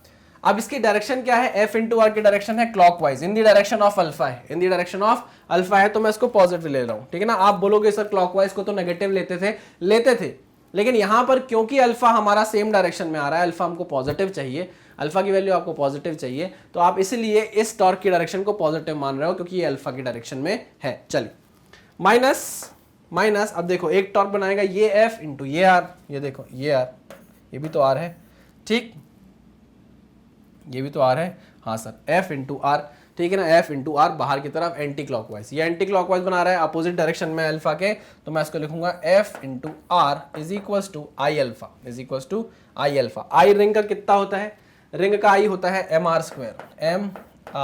स्क्वायर अल्फा, ठीक है। ये हमारी एक और इक्वेशन आ गई। चलिए इससे कुछ कट सकता है क्या, चलो बाद में काटेंगे। ये हो गई इक्वेशन नंबर 1, ये हो गई इक्वेशन नंबर 2। आइए तीसरी इक्वेशन, क्या यहाँ पे प्योर रोलिंग है, हाँ प्योर रोलिंग है, ठीक है। अगर प्योर रोलिंग है तो हम आंख बंद कर लिख सकते हैं क्या, A is equals to R alpha, और अल्फा की जगह आप क्या पुट कर सकते हो, A बाय आर पुट कर सकते हो, उठाकर यहाँ पुट कर दो पुट, हाँ सर कर दो। ये आर्टिकल प्रॉब्लम है, इसी प्रॉब्लम में आपको m की वैल्यू आगे जाके दे दी जाएगी, रेडियस की वैल्यू दे दी जाएगी, सारी वैल्यूज आपको 2, 5, 4, 5, 6, 8, 10 ऐसे वैल्यूज आपको दे दी जाएगी। अभी मैं आपको सिर्फ समझा रहा हूं एक आर्टिकल प्रॉब्लम, एक जनरलाइज तरीके से, ठीक है। चलो तो a बाय आर पुट कर दिया अल्फा की जगह, तो ये इक्वेशन बनी हमारी F R minus F R is equals to M R square. Alpha की वैल्यू कितनी हो गई, a बाय आर, तो ये आर से ये आर कटा, आर कट गया, क्या बचा, f minus small f is equals to capital M A. एक इक्वेशन ये आ गई आपकी कट पिट के, एक इक्वेशन ये है आपके पास f plus F is equals to M A. दो इक्वेशन हो गई है ना। तो अब आप क्या कर सकते हो, उसको सॉल्व कर सकते हो। लिखता हूं मैं इसको, f plus F is equals to M A, F minus F is equals to M A, ठीक। चलो अगर हम इसको ऐड कर दें, क्या कर दें, ऐड कर दें, हमको फ्रिक्शन की वैल्यू चाहिए ना, f की वैल्यू थोड़ी ना चाहिए, ऐड करेंगे तो ये कट जाएगा, हमको किसकी वैल्यू चाहिए, फ्रिक्शन फोर्स की वैल्यू चाहिए। तो हम क्या करते हैं, हम इसको माइनस कर दें, ठीक है, हम इसको माइनस कर देते हैं, तो ये कट जाएगा, ये कट जाएगा, माइनस माइनस प्लस, तो हो जाएगा 2f is equals to 2 times of M A. चल, लेकिन इसमें तो कुछ दिक्कत लग रही है। दिक्कत क्या है कि सर इसको माइनस किया आपने तो माइनस माइनस प्लस हो के 2f हो गया, ठीक है। M A minus M A करोगे तो सर 0 हो जाएगा, नहीं जुड़ेगा थोड़ी ना, हाँ मैंने कहा बिल्कुल सही कहा है आपने। तो यहाँ से आपके पास फ्रिक्शन की वैल्यू कितनी आ गई, 0। Okay okay okay. तो भैया प्योर रोलिंग मोशन है तो ऑब्वियस सी बात है फ्रिक्शन फोर्स कितना आने वाला है, 0 आने वाला है। फ्रिक्शन फोर्स कितना आने वाला है, 0 आने वाला है। ठीक है ना। एक बात ये क्लियर हो गई। अब आपको क्या चाहिए, आपको क्या चाहिए, आपको क्या चाहिए, एंगुलर एक्सेलरेशन चाहिए और एक्सेलरेशन ऑफ सेंटर ऑफ मास चाहिए। आपको ए चाहिए और अल्फा चाहिए, ए चाहिए और अल्फा चाहिए। ठीक है। अच्छा एक बात बताओ, प्योर रोलिंग मोशन है तो जरूरी है फ्रिक्शन फोर्स 0 होगा? यहां मेरी बात समझना, क्या जरूरी है कि यहां प्योर रोलिंग मोशन है इसलिए फ्रिक्शन 0 है?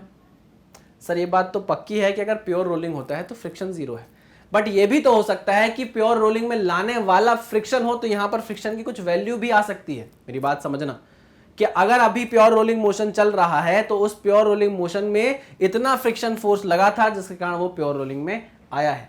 ये मत बोलना कि प्योर रोलिंग दिया है तो सर हमेशा एफ की वैल्यू 0 रख दी हमने, ना ना ना ना। अभी कुछ क्वेश्चंस हम करेंगे जहां पर आपको फ्रिक्शन फोर्स की वैल्यू मिलेगी और उसके बाद उस फ्रिक्शन के स्टैटिक फ्रिक्शन लगने के बाद ये पॉइंट रिलेटिव मोशन नहीं करेगा और आपका ऑब्जेक्ट क्या कर रहा होगा, प्योर रोलिंग कर रहा होगा। मेरी बात समझ रहे हो कि नहीं समझ रहे हो? अभी नेक्स्ट क्वेश्चन में समझ में आएगा। ठीक है चलिए अब हम बात करते हैं, अगर हमको ए निकालना होगा तो हम क्या करेंगे, एफ की वैल्यू 0 पुट कर दो, ए की वैल्यू आ जाएगी। एफ की वैल्यू 0 पुट कर दो यहां पर, ए की वैल्यू आ जाएगी, ए की वैल्यू कितनी आएगी, एफ बाई एम। ए की वैल्यू कितनी आ जाएगी, कैपिटल एफ बाई एम। अब आपको चाहिए अल्फा की वैल्यू, तो देखो अल्फा आप क्या बोलता है, ए बाई आर। अल्फा क्या है, ए बाई आर। तो अल्फा की वैल्यू यहां से निकल आएगी F by M R, F by M R, F by M और ये R. This is the value of alpha. Clear है? ये था आर्टिकल प्रॉब्लम। इससे देखो आप ये तीनों चीजें निकाल सकते हो। आप चाहो तो उसको नोट डाउन करो, फिर हम नेक्स्ट क्वेश्चन पर चलते हैं। ठीक है चलिए इसको नोट डाउन करिए, बढ़े आगे, बढ़िया सर। नेक्स्ट भैया नेक्स्ट आ जाओ। देखो उसी कंसेप्ट पर बेस्ड ये क्वेश्चन है। A force F is equal to 10 newton, ये 10 न्यूटन का फोर्स लग रहा है tangentially at the highest point of a sphere. अब भैया ये स्फीयर दे दिया है आपको जिसका मास भी है गिवन 5 kg का, है ना। अब आपको वही इक्वेशंस लगानी है, वही दिमाग लगाना है। kept on a rough horizontal plane, kept on a rough horizontal plane if the sphere rolls without slipping। अच्छा उसने साफ बोल दिया if sphere rolls without slipping। अब ये कंडीशन है कि भैया अगर ये पॉइंट आगे पीछे मूव भी करता है तो फ्रिक्शन लग जाएगा, लेकिन फ्रिक्शन क्या कराएगा भाई, प्योर रोलिंग कराएगा। पिछले वाले आर्टिकल प्रॉब्लम में हमारा फ्रिक्शन 0 आ गया, वो बात अलग थी कि वो ऑलरेडी प्योर रोलिंग में था, है ना। लेकिन ऐसा हर बार नहीं होगा, हर बार ऐसा नहीं होगा कि आपका हमेशा जो ऑब्जेक्ट है वो प्योर रोलिंग में रहे। हो सकता है कि ये पॉइंट रिलेटिव मोशन करना चाहे, आगे पीछे भागना चाहे, तो उसको वहीं रोक कर रखेगा ये फ्रिक्शन फोर्स और प्योर रोलिंग को मेंटेन कराएगा। आप देखना क्वेश्चन ये वाला, find the acceleration of the centre of mass, angular acceleration and frictional force on the sphere, consider radius is equals to r 1 metre, radius is equals to 1 metre. देखो कितनी मस्त चीज है, मास आपको 5 kg दे दिया, रेडियस आपको 1 मीटर दे दिया, radius आपको 1 मीटर दे दिया। ठीक है, हमेशा की तरह जो पता है वो पहले लिखेंगे सबसे ज्यादा, क्या यार ये फोर्स क्या करेगा, ये फोर्स पूरी बॉडी को ए एक्सेलरेशन से आगे की तरफ लेकर जाना चाहेगा। ठीक है चलिए, ये ए एक्सेलरेशन से आगे की तरफ लेकर जाना चाहेगा। मैं जानता हूं कि एफ फोर्स जब लगेगा तो इसको ये घुमाने की कोशिश करेगा, तो ये पी पॉइंट पीछे जाएगा, तो मैं फ्रिक्शन फोर्स ऑलरेडी आगे लगाकर रख चुका हूं। आप पीछे भी लगा सकते हो, लगाकर देखना कोई चेंज नहीं आएगा, बस माइनस प्लस का अंतर आने वाला है। मैंने आगे की तरफ क्या लगा दिया, फ्रिक्शन फोर्स लगा दिया। ठीक है, अब आप समझना, जैसे ही आपने फ्रिक्शन लगाया, जैसे ही आपने फ्रिक्शन बोल रहा हूं, जैसे ही आपने एफ फोर्स लगाया, इस एफ फोर्स के कारण टॉर्क जनरेट हुआ और ये पूरा ऑब्जेक्ट अल्फा एंगुलर एक्सेलरेशन से घूमने लगा होगा। ठीक है, हाँ सर, क्योंकि टॉर्क जनरेट हुआ है। हमारे पास क्या है, हमारे पास 3 इक्वेशन है, 3 अननोन चीज पूछी गई है, तो हम 3 इक्वेशन लगाएंगे। पहली इक्वेशन हम लगाने वाले हैं हमारी ट्रांसलेशन मोशन की, जो कि है F plus F is equal to M A. ठीक है, चलो तो F plus F is equal to M A. Values given है तो रख देते हैं भाई। F की वैल्यू कितनी है, 10 newton, 10 plus F is equal to mass कितना है, 5 kg इंटू ए। ये है हमारी पहली इक्वेशन। ठीक है, आइए दूसरी इक्वेशन की तरफ चलते हैं।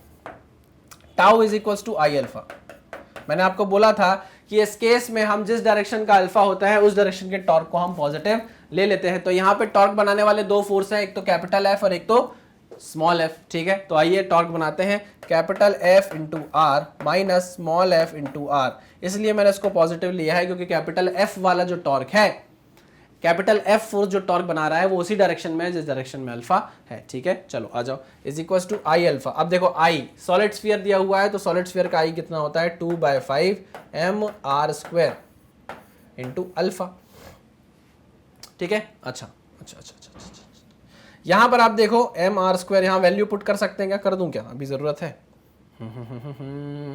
एक तो आर कैंसिल कर दो यार सर आप सबसे पहले, ठीक है, उसके बाद वैल्यू पुट करते रहना। ये है हमारा 10, ये है हमारा -f, ये हो जाएगा हमारा 2/5। m की वैल्यू कितनी है 5 kg ना, m की वैल्यू है 5 kg इंटू r की वैल्यू है कितना, r की वैल्यू है 1 मीटर इंटू अल्फा, ठीक है। तो ये कितना आ गया, 5 से 5 कट गया, तो 10 - f is equal to 10 - f is equal to 2 alpha. अब देखो ये है 10 + f इज इक्वल टू 5 है, ये है 10 - f is equal to 2 alpha. Alpha खटक रहा है, अल्फा को चेंज करना पड़ेगा, a के टर्म्स में लेकर आओगे तो इक्वेशन नंबर 2 बन जाएगी। तो हम थर्ड पॉइंट यहाँ पर रखते हैं, थर्ड इक्वेशन हम जानते हैं, क्योंकि प्योर रोलिंग, देखो स्फीयर रोल्स विदाउट स्लिपिंग लिखा हुआ है, इसका मतलब ये है कि a is equal to r alpha तो मेंटेन होगा ही होगा।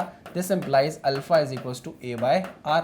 इसको उठाओ यहाँ पर लाके पुट कर दो, कहाँ पे लाके पुट कर दो, यहाँ लाके पुट कर दो, a/r, r की वैल्यू कितनी है 1, ठीक है, r की वैल्यू 1 है, तो मैंने इसको यहाँ पे रख दिया, हटा दिया। एक बार फिर से समझ लो, a/r मैंने यहाँ रखा था, r की वैल्यू क्योंकि 1 मीटर है, तो इसलिए मैं r को हटा दे रहा हूँ यहाँ से, ठीक है। अब ये आ गई आपकी इक्वेशन नंबर 1, ये आ गई इक्वेशन नंबर 2, ठीक है। चलो इन दोनों को सॉल्व कर सकते हो, हाँ सर कर सकते हैं, आओ सॉल्व करें, आओ ट्विस्ट करें। 10 + f इज इक्वल टू 5 है, 10 - f इज इक्वल टू 2 है। अब देखो एक्सेलरेशन की वैल्यू चाहिए है, हाँ सर एक्सेलरेशन की वैल्यू चाहिए है, तो क्या करें हम क्या करते हैं, इसको ऐड कर देते हैं, ठीक है। ऐड करेंगे हम इसको, तो ये कट जाएगा, ऐड किया तो ये हो जाएगा 20, ये हो जाएगा 5 + 2 7a, तो a की वैल्यू कितनी आ जाएगी 20/7 मीटर पर सेकेंड, ठीक है। ये आ गई आपकी a की वैल्यू। सेंटर ऑफ मास जिस एक्सेलरेशन से मूव कर रहा है वह है 20/7 मीटर पर सेकेंड का। कोई दिक्कत कोई परेशानी नहीं सर। अब क्या करो, इस a को उठाओ यहाँ पुट कर दो, ठीक है, यहाँ पुट कर दो, आपको f मिल जाएगा।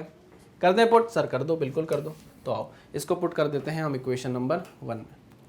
10 + f is equal to 5 into a की वैल्यू कितनी है 20/7, तो ये हो जाएगा कितना, ये हो जाएगा कितना 20 × 5 100 डिवाइड बाय 7 -10, ये हो जाएगा 100 - 70, 100 - 70/7, तो f की वैल्यू कितनी आ जाएगी 30/7।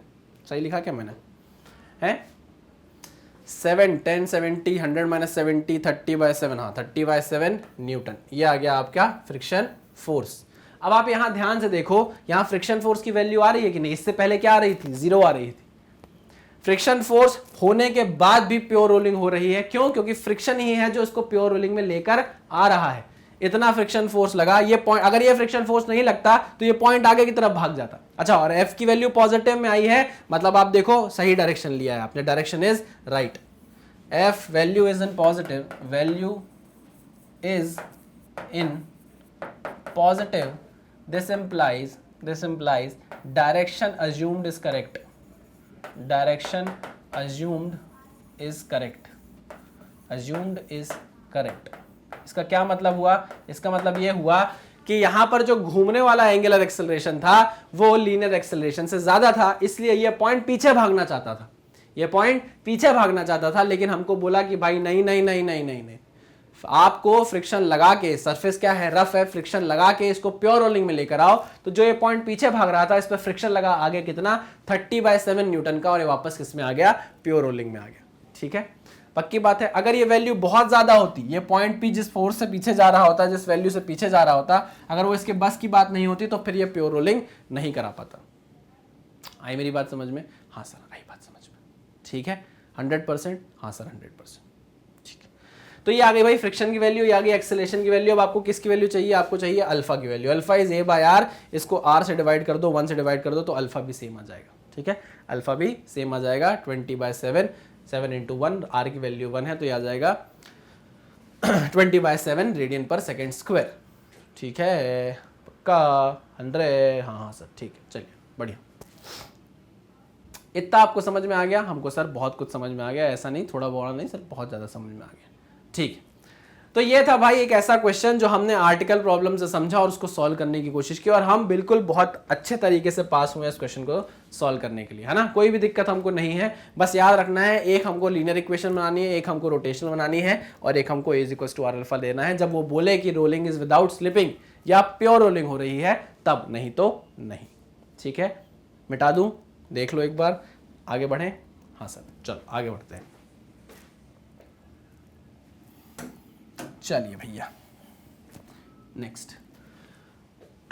चलिए फिर से ऐसे ही कुछ क्वेश्चन है हमारे आंखों के सामने कि a force of F is equals to 10 newton act at a point x is equals to 1 metre. बाबा एक F फोर्स है 10 न्यूटन का जो एक्ट कर रहा है इससे x डिस्टेंस नीचे जो कि 1 मीटर है। दिख नहीं रहा होगा, ये बिल्कुल नहीं दिख रहा होगा, मैं जानता हूँ, इसलिए इसको मिटा देता हूँ और यहाँ कोई लाइट कलर यूज कर लेता हूँ। चलो, ये डिस्टेंस यहाँ से यहाँ तक का ये डिस्टेंस है, इसको आपने x बोला है जो कि 1 मीटर के बराबर है। ठीक है ना।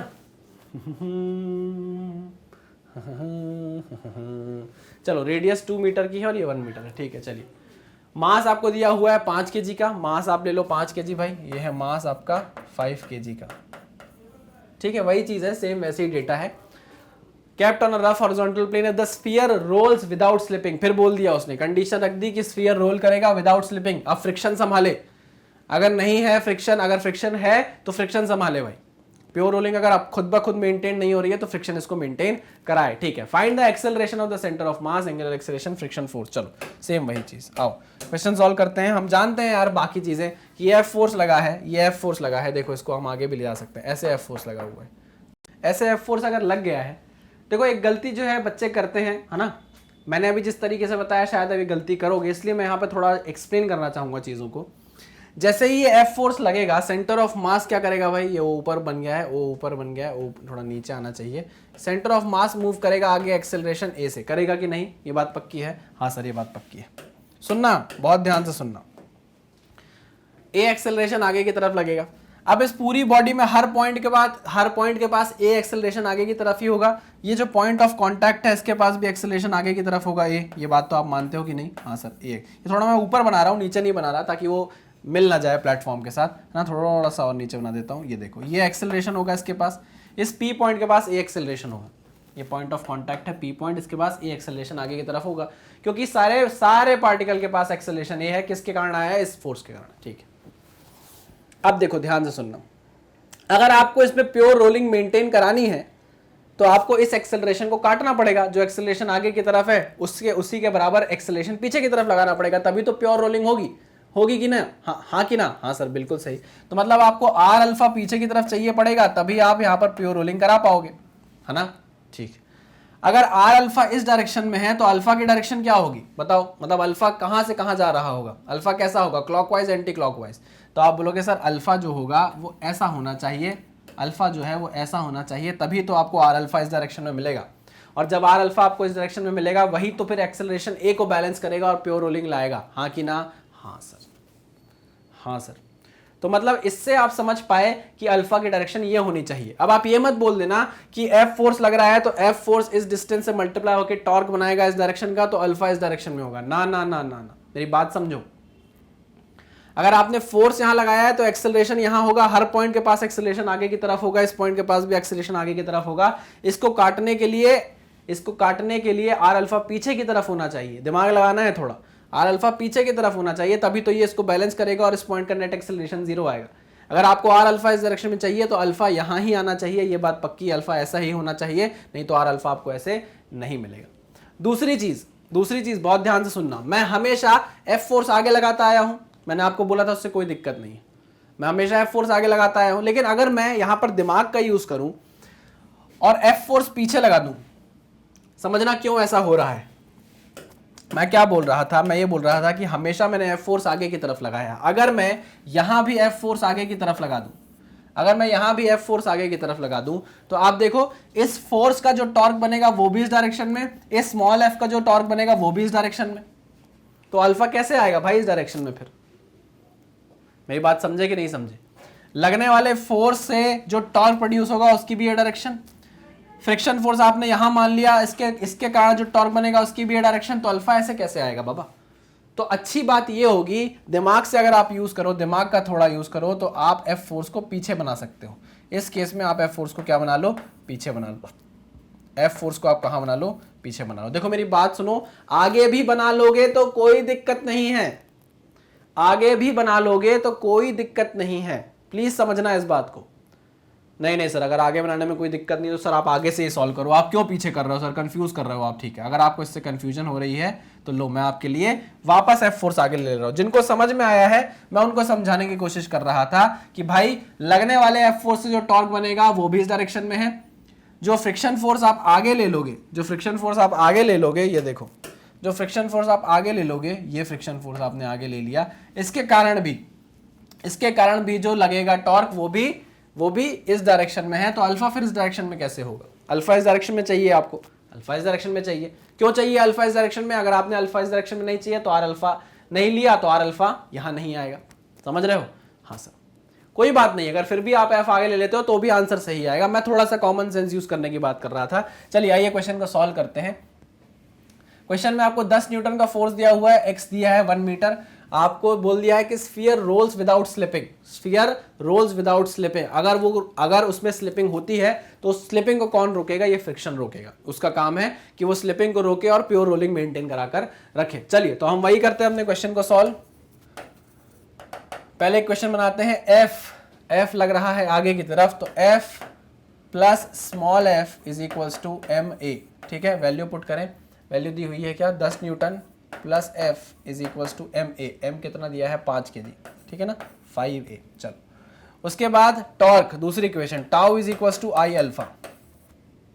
यहां समझने की कोशिश करना, अल्फा की डायरेक्शन में अगर टॉर्क होता था तो हम उसको पॉजिटिव लेते थे, अल्फा की डायरेक्शन में अगर टॉर्क होता था तो उसको हम पॉजिटिव लेते थे। यहां पर जो एफ फोर्स लग रहा है, ये जो एफ फोर्स लग रहा है, ये x से मल्टीप्लाई होकर टॉर्क बना रहा है इस डायरेक्शन का, मतलब एंटी क्लॉकवाइज डायरेक्शन का, तो अब इसको नेगेटिव लेना पड़ेगा क्योंकि ये अल्फा के अपोजिट है। तो चलो कैपिटल F इंटू कितनी डिस्टेंस है, 1 मीटर, इंटू एक्स कर देता हूं, माइनस में अपोजिट हो गया क्योंकि, ठीक है, माइनस। सेम उसी डायरेक्शन में हमारा स्मॉल f भी तो बनाएगा, स्मॉल f का जो टॉर्क बनेगा वो भी ऐसा बनेगा, f इंटू कैपिटल R का, f इंटू कैपिटल R का, small f into capital R is equal to I alpha. ठीक है, चलिए तो -10, x की वैल्यू है 1, तो 1 नहीं लिखता मैं, चलो उसको हटा देता हूं। अरे अरे अरे, मिटो भाई, मिटो।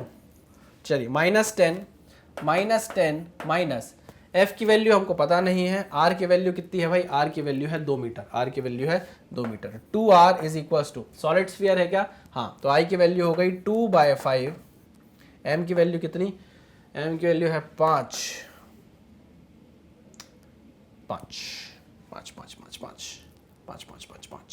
चलो 2/5 m r स्क्वायर, r की वैल्यू है 2 का स्क्वायर 4, चलो अल्फा, ये आ गया, 5 से 5 कट गया। चलिए तो वैल्यू कितनी आने लगी, -10 minus 2f is equals to, ये कितना हो जाएगा, 4 2 जा 8 अल्फा। ठीक, अब यहां पर आपको प्योर रोलिंग मेंटेन कराकर रखनी है, तो आप जानते हो a is equals to R, alpha होने वाला है और अल्फा की वैल्यू क्या हो जाएगी, a/r हो जाएगी। ठीक है ना, r की वैल्यू 2 है तो अल्फा की वैल्यू कितनी हो गई, a/2 हो गई। ठीक है, यहां पुट कर दूं, अल्फा की वैल्यू a/2, 2 से कट गया तो कितना आ गया, 4a आ गया। ठीक है, ये हो गया 4a। देख लो भाई, ये था a/8a/2, इस 2 से मैंने काट दिया तो ये बन गया क्या, 4a। ठीक है, चलो एक इक्वेशन है आपके पास ये, और एक इक्वेशन है आपके पास ये। ठीक, इन दोनों इक्वेशन से हम कुछ ना कुछ तो निकाल सकते हैं। आओ सॉल्व करते हैं इसको। इस इक्वेशन में हमको कुछ करना पड़ेगा। इसको ऐड कर दूं, इसको ऐड कर दूं, हाँ सर इसको ऐड कर दूं, तो 10 माइनस 10 हो जाएगा 0। ठीक है, f माइनस 2f हो जाएगा -f is equals to 5a plus 4a हो जाएगा 9a। नहीं आई बात समझ में, अरे नहीं आई क्या बात समझ में, अरे सर आई ना। इसको और इसको मैंने ऐड किया, 10 प्लस माइनस 10 ये हो जाएगा, कट जाएगा, प्लस f प्लस माइनस ये हो जाएगा, प्लस माइनस हो जाएगा, तो f minus 2f is minus f, चलो माइनस f, और ये 5a plus 4a is 9a। चलो f की वैल्यू कितनी आ गई, f की वैल्यू आ गई आपकी -9a। कोई दिक्कत, कोई परेशानी नहीं सर, कोई परेशानी नहीं। अगर सर आप इसको एलिमिनेट करवा दो ना तो सीधे सीधे आपके पास वैल्यू आ जाएगी ए की। तो आप ऐसा मत करो सर, है ना, ये थोड़ा सही नहीं लगा मुझे, मैंने भी थोड़ा जल्दी जल्दी में कर दिया, कोई बात नहीं। हम इसको एलिमिनेट कर देते हैं, किसको, एफ को एलिमिनेट कर देते हो। इस इक्वेशन को हम मल्टीप्लाई कर दें किससे, 2 से मल्टीप्लाई कर दें, 2 से मल्टीप्लाई कर दें, इसको 2 से मल्टीप्लाई कर दो, तो ये कितना हो जाएगा 20 plus 2f is equals to 10a, और इसको आपने 2 से मल्टीप्लाई कर दिया, इसको आप 1 से मल्टीप्लाई कर दो, तो ये हो जाएगा -10 minus 2f is equals to 4a। अब दोनों इक्वेशन को क्या करो, ऐड कर दो, दोनों इक्वेशन को ऐड कर दे तो 20 माइनस 10 हो जाएगा 10, ये हो जाएगा खत्म, और ये हो जाएगा 10 प्लस 4 14a, तो 2 पंचे 10, 2 ते 14। चलो a की वैल्यू कितनी आ गई, a की वैल्यू कितनी आ गई 5/7 मीटर पर सेकेंड, 5/7 मीटर पर सेकेंड। इतनी पास से लिखते रहो ना तो दिखना ही बंद हो जाता है कि क्या लिख रहे हो, थोड़ा दूर से देखना पड़ता है। a की वैल्यू आ गई 5/7 मीटर पर सेकेंड। चलिए एक काम आपका हो गया। अब a से आप क्या निकाल सकते हो, a से आप अल्फा निकाल सकते हो, निकाल लें। चलो अल्फा की वैल्यू कितनी आ जाएगी, alpha is equal to, a की वैल्यू है 5/7 डिवाइडेड बाय r की वैल्यू है 2, तो इसको मल्टीप्लाई करो 2 से, तो ये हो जाएगा 5/14 पर सेकेंड स्क्वायर। ठीक है, 5/14। अरे वाह, मजा आ गया सर। चलिए चलिए चलिए चलिए, अल्फा की वैल्यू आ गई आपके पास। और तीसरी चीज क्या थी आपके पास, frictional force, frictional force F की वैल्यू आपको निकालनी है। तो यहां पर आप क्या पुट कर दो, ए की वैल्यू पुट कर दो। ये कितना था हमारा 10 plus F is equal to F 5a, तो लो 10 plus F is equal to 5a, 5 into A की वैल्यू है 5/7। तो चलो आओ वैल्यू निकाल लें, 5 5 25/7, है ना। तो f की वैल्यू कितनी आएगी 25/7 माइन, ये हो जाएगा 25 माइनस 70/7, ये कितना हुआ 25 माइनस 70/7 यानी कि -45/7 आया। फ्रिक्शन नेगेटिव में आया। क्या बताना चाह रहा है फ्रिक्शन, कि तुमने भैया हमको गलत डायरेक्शन में लगाया है, इस डायरेक्शन में फ्रिक्शन नहीं होगा, फ्रिक्शन की डायरेक्शन यही होगी। यही तो मैं कॉमन सेंस की बात कर रहा था शुरुआत में, कि भैया इस फोर्स के द्वारा लगाया गया टॉर्क का डायरेक्शन भी यही है, फ्रिक्शन आपने इस डायरेक्शन में ले लिया, उसके द्वारा लगाया गया टॉर्क का डायरेक्शन भी यही है, लेकिन अल्फा तो हमको इस डायरेक्शन में चाहिए ना। क्यों चाहिए, क्योंकि आर अल्फा इस डायरेक्शन में जब तक नहीं होगा वो इस ए को कैंसिल आउट करके प्योर रोलिंग नहीं बना पाएगा। आई बात समझ में, हाँ सर। हमको तो पी पॉइंट का नेट एक्सेलरेशन 0 करना है ना, वो तभी होगा जब आर अल्फा इधर हो और अल्फा की डायरेक्शन ये हो। इसलिए मैं शुरू में बोल रहा था कि इसकी डायरेक्शन तो हम चेंज नहीं कर सकते, इसलिए हम फ्रिक्शन अपोजिट डायरेक्शन में लगा दें, तो भाई बैलेंस हो जाएंगी चीजें, है ना। लेकिन आपने नहीं माना, अगर आपका मन बोला नहीं नहीं हम एक ही चीज पकड़कर चलेंगे, फ्रिक्शन को आगे ही लगाएंगे, लगा दो, आंसर देखो नेगेटिव में आ गया कि आपने फ्रिक्शन की डायरेक्शन उल्टी ली। ठीक है, समझ गए बात, कोई भी दिक्कत वाली बात नहीं है, आप कैसे भी कर सकते हो, कॉमन सेंस से भी कर लोगे तो अच्छा रहेगा, नहीं भी करोगे तो भी अच्छा रहेगा, सब आपके लिए है, सब आपके तरफ से ही करना है आपको। आ जाओ नेक्स्ट क्वेश्चन पे चलते हैं। सिंपल सा क्वेश्चन है, ज्यादा टाइम इस पर नहीं देंगे हम। एक सॉलिड स्फीयर है जिसपे टेंजेंशियल फोर्स लग रहा है F at the highest point of the sphere of mass m kept on a rough horizontal plane, the sphere rolls without slipping। Same वैसे ही question, find the acceleration of center of mass। यहाँ पर सिर्फ उसने centre of मास के acceleration की बात की है, तो फटाफट हम यहाँ पे इक्वेशन बनाएंगे। पहली equation F plus F is equals to ma, यही बनेगी। F plus F is equals to ma, centre of mass भागेगा a से। ठीक है, दूसरी इक्वेशन बनेगी हमारी tau is equals to I alpha की। अब आप ध्यान से देखो ना, ध्यान से देखो कि अगर a इधर है तो इस पॉइंट ऑफ कॉन्टैक्ट का a इधर होगा, इसके पास भी एक्सेलरेशन a इधर होगा। नेट एक्सेलरेशन p का आपको 0 करना है। अगर आपको क्या चाहिए, रोलिंग विदाउट स्लिपिंग चाहिए, तो आप जानते हो कि r अल्फा इस डायरेक्शन में आना चाहिए, नहीं तो ऐसा कभी नहीं हो पाएगा। तो अल्फा आपको इस डायरेक्शन में चाहिए, ये बात आप जानते हो, ऐसे समझना चीजों को। ठीक है, हाँ सर। चलिए, टॉर्क यहां दो फोर्सेस बना रहे हैं, एक तो ये F इंटू आर और एक तो F इंटू आर। ठीक है ना, किस डायरेक्शन का टॉर्क हम पॉजिटिव लेंगे, जो अल्फा की डायरेक्शन में होगा, यानी कि कैपिटल F वाला जो टॉर्क बनेगा, कैपिटल F इंटू आर, ये हम पॉजिटिव लेंगे, minus small f into R, ये हम क्या लेंगे, ये हम क्या लेंगे भाई, नेगेटिव लेंगे, क्योंकि ये अल्फा के डायरेक्शन के अपोजिट है। ठीक है, चलो, is equals to F R minus F R is equals to I alpha. ठीक है, चलिए, सिंपल सी बात है, यहां पर आई की वैल्यू आप पुट कर दो। आई कितना होगा, स्फीयर है तो 2/5mr²। यार देखो, यहाँ पे शेल भी हो सकता है, रिंग भी हो सकता है, डिस्क भी हो सकता है, कुछ भी हो सकता है, बथेरे क्वेश्चन बन सकते हैं बहुत सारे, है ना। 2/5mr², M R square into alpha. अब आप देखो यहाँ पर प्योर रोलिंग में आनी है, प्योर रोलिंग होनी है तो alpha is equal to A by R होना चाहिए। अल्फा की वैल्यू हमने ए बाय आर पुट कर दी, आर से ये आर कट गया, आर से ये आर कट गया, तो ये क्या बना F minus F is equal to 2ma by 5। यही होगा कि नहीं होगा? ठीक है, 2/5 ma, ये है ma, ये है इक्वेशन नंबर 1, ये हो गई हमारी इक्वेशन नंबर 2। इस इक्वेशन को आप सॉल्व करोगे तो आपके पास a की वैल्यू नहीं आ जाएगी। सॉल्व कर लो बाबा इसको बराबर से, चलो लिखो इसको सॉल्व करो। f plus small f is equal to ma, f minus f is equal to 2/5 ma। ठीक, आपको किसकी वैल्यू निकालनी है? एक्सेलरेशन की वैल्यू निकालनी है। ठीक है, ऐड कर दो इस इक्वेशन को, ऐड कर दो। ऐड करेंगे तो ये कट जाएगा, ये हो जाएगा twice of f is equal to ma plus 2/5 ma कितना होगा? 7 ma बाय 5, 7 ma बाय 5, यही होगा क्या? हाँ सर, यही होने वाला है, यही होने वाला है। आपको a की वैल्यू चाहिए तो 5 2 10 f upon 7m is equal to a, ये आ गई a की वैल्यू। देखो सिंपल सी बात है, क्या बुरा क्या भला कुछ भी नहीं था, फटाफट क्वेश्चन को आपने क्या कर दिया? ध्वस्त कर दिया है। ऐसे क्वेश्चन अब आपको बनने लगेंगे, या बाएं हाथ का खेल हो गया है। अब बारी है ऐसे क्वेश्चन की जो बहुत ही बेहतरीन क्वेश्चन है, जिसको मैं स्टार मार्क करूंगा, और वो क्वेश्चन क्यों बेहतरीन है पहले उसको समझाऊंगा, फिर क्वेश्चन को सॉल्व करेंगे। ठीक है, इसको नोट डाउन आपने कर लिया होगा, मैं करता हूं इसको क्लियर। बढ़ते हैं नेक्स्ट क्वेश्चन की तरफ, आ जाओ। यह है हमारा स्टार मार्क्ड क्वेश्चन, समझना जरा, समझना जरा, समझना जरा। अभी तक जो आप क्वेश्चन कर रहे थे उसमें क्वेश्चन में आपको बोल दिया जा रहा था कि आपको प्योर रोलिंग मेंटेन कराकर रखनी है, और प्योर रोलिंग को कौन मेंटेन करा रहा था? फ्रिक्शन फोर्स मेंटेन करा रहा था। ठीक है, लेकिन अब ऐसी कंडीशन भी आपको दे दी जाएगी कि वो पूछेगा कि बताओ यहां प्योर रोलिंग मेंटेन हो भी सकती है या नहीं। प्योर रोलिंग यहां मेंटेन हो भी सकती है या नहीं, आपसे पूछा जाएगा। तो अगर प्योर रोलिंग मेंटेन हो सकती है या नहीं हो सकती है, इसके लिए मैंने आपको एक बहुत इंपॉर्टेंट चीज बताई है, जो है क्या? जो है आपको स्टैटिक फ्रिक्शन देखना, स्टैटिक फ्रिक्शन की वैल्यू देखना कि कहीं वो काइनेटिक से ज्यादा तो नहीं आ रही है। अगर स्टैटिक फ्रिक्शन की वैल्यू काइनेटिक से ज्यादा आ गई तो वो पॉसिबल ही नहीं है। हमेशा स्टैटिक फ्रिक्शन को काइनेटिक से कम रहना पड़ेगा, तभी जाकर आप प्योर रोलिंग मेंटेन करा पाओगे, नहीं तो प्योर रोलिंग मेंटेन कराना पॉसिबल नहीं।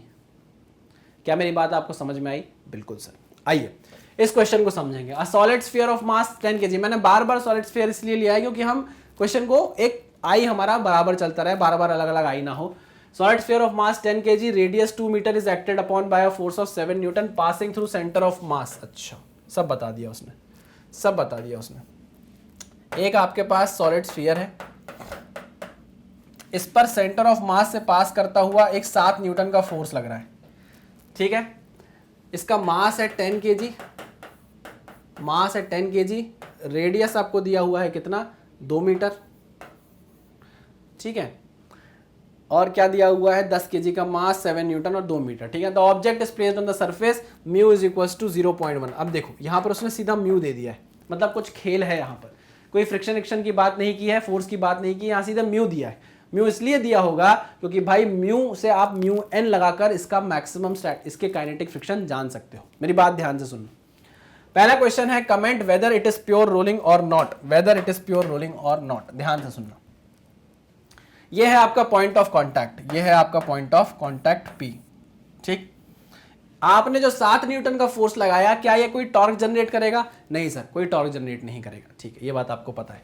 पॉइंट ऑफ कांटेक्ट P है। अगर आपको प्योर रोलिंग चाहिए, अगर आपको प्योर रोलिंग चाहिए तो आप ये समझ जाना कि एक्सेलरेशन जो पॉइंट P का होना चाहिए वो 0 होना चाहिए। ठीक है, हाँ सर। ये जो 7 न्यूटन का फोर्स है, ये सेंटर ऑफ मास को एक एक्सेलरेशन प्रोवाइड करेगा, जो कि क्या होगा? A एक्सेलरेशन होगा। क्या होगा? A एक्सेलरेशन होगा। बात पक्की है? हाँ सर, बात पक्की है। ठीक, जैसे ही इस सेंटर ऑफ मास के पास A एक्सेलरेशन आएगा, पूरी बॉडी के पास A एक्सेलरेशन आ जाएगा, पॉइंट ऑफ कांटेक्ट के पास भी क्या आ जाएगा? A एक्सेलरेशन आ जाएगा। अब आप थोड़ा यहाँ कॉमन सेंस लगाओ, फ्रिक्शन फोर्स आगे मत लगा देना, आप लगा सकते हो लेकिन मत लगाना, क्योंकि यहाँ कॉमन सेंस से आपको दिख रहा है कि 7 न्यूटन बस ऐसे लग रहा है और वो कोई टॉर्क नहीं बना रहा, वो सीधे बॉडी को आगे खिसकाने की कोशिश कर रहा है। तो फ्रिक्शन कहाँ लगेगा? फ्रिक्शन लगेगा सर इस डायरेक्शन में, फ्रिक्शन लगेगा सर इस डायरेक्शन में। पक्की बात है? पक्की बात है? हाँ सर, पक्की बात है। और दूसरी बात, A अगर इस डायरेक्शन में है, A अगर इस डायरेक्शन में है और आपको P का नेट एक्सेलरेशन जीरो करना है, नेट टेंजेंशियल एक्सेलरेशन जीरो करना है, तो आप जानते हो कि इस P पॉइंट पर पीछे की तरफ क्या लगाना पड़ेगा, आपको R अल्फा लगाना पड़ेगा, नहीं तो कभी भी P पॉइंट का net acceleration, net tangential acceleration zero नहीं होगा। इस A को काटने के लिए अगर आपको पॉइंट P का एक्सेलरेशन जीरो करना है तो आपको, अगर पॉइंट P के पास इस डायरेक्शन में एक्सेलरेशन है तो उसके अपोजिट डायरेक्शन में एक्सेलरेशन होना चाहिए ना, तभी तो नेट जीरो होगा। हाँ सर, तो अगर अल्फा इस डायरेक्शन में आया, आर अल्फा इस डायरेक्शन में आपको चाहिए, तो पक्की बात है कि अल्फा की डायरेक्शन क्या होनी चाहिए, ये होनी चाहिए, ठीक है। और अगर अल्फा की डायरेक्शन ये है तो इस डायरेक्शन का टॉर्क कौन जनरेट कर सकता है, यही फ्रिक्शन फोर्स जनरेट कर सकता है, एफ इंटू आर से। अगर आप फ्रिक्शन इधर लगा देते तो फिर टॉर्क वो ऐसा जनरेट करता तो अल्फा की डायरेक्शन अपोजिट होने लगती, तो यहाँ पे थोड़ी चीजें नेगेटिव वाली हो जाती है, आप थोड़ा फंसने लगते। आप जानते हो भाई कि अगर इस पॉइंट का आपको एक्सेलरेशन जीरो करना है और इस पॉइंट के पास इस डायरेक्शन में ए एक्सेलरेशन है और इसका आपको एक्सेलरेशन जीरो करना है, तो इसके अपोजिट डायरेक्शन में आपको आर अल्फा चाहिए, तभी तो नेट एक्सेलरेशन जीरो होगा। ये बात आपको पता थी, है ना, तभी आपने बोला कि अल्फा की डायरेक्शन ये होनी चाहिए। ठीक है, चलो आपने अभी फ्रिक्शन की डायरेक्शन मान लो नहीं बताई, आपने बोला अल्फा की डायरेक्शन ये होनी चाहिए, तो मतलब इसी डायरेक्शन का एक टॉर्क जनरेट होना चाहिए, तभी तो अल्फा वहां आएगा। हाँ, तो ये टॉर्क कौन जनरेट करेगा, ये टॉर्क जनरेट करेगा यहां लगने वाला वो फ्रिक्शन, इसलिए मैंने फ्रिक्शन की डायरेक्शन अपोजिट ली है। अगर फ्रिक्शन में आगे की तरफ ले लेता तो फ्रिक्शन ऐसा, रेडियस ऐसा, तो टॉर्क ऐसा जनरेट होता और अल्फा हमको ऐसा चाहिए था, तो दिक्कत फंस जाती, नेगेटिव हो जाती चीजें, है ना। हम क्यों चाहे, हम फालतू माइनस के चक्कर में क्यों फंसे, है ना। हम जानते हैं कॉमन सेंस से भी चीजें हो सकती है, तो हमने कॉमन सेंस का यहां पर यूज कर लिया, ठीक है। अब यहां पर उसने ये नहीं बोला है, यहां पर उसने ये नहीं बोला है कि प्योर रोलिंग हो रही है, यहां पर उसने बोला है कि पता करो प्योर रोलिंग है या नहीं।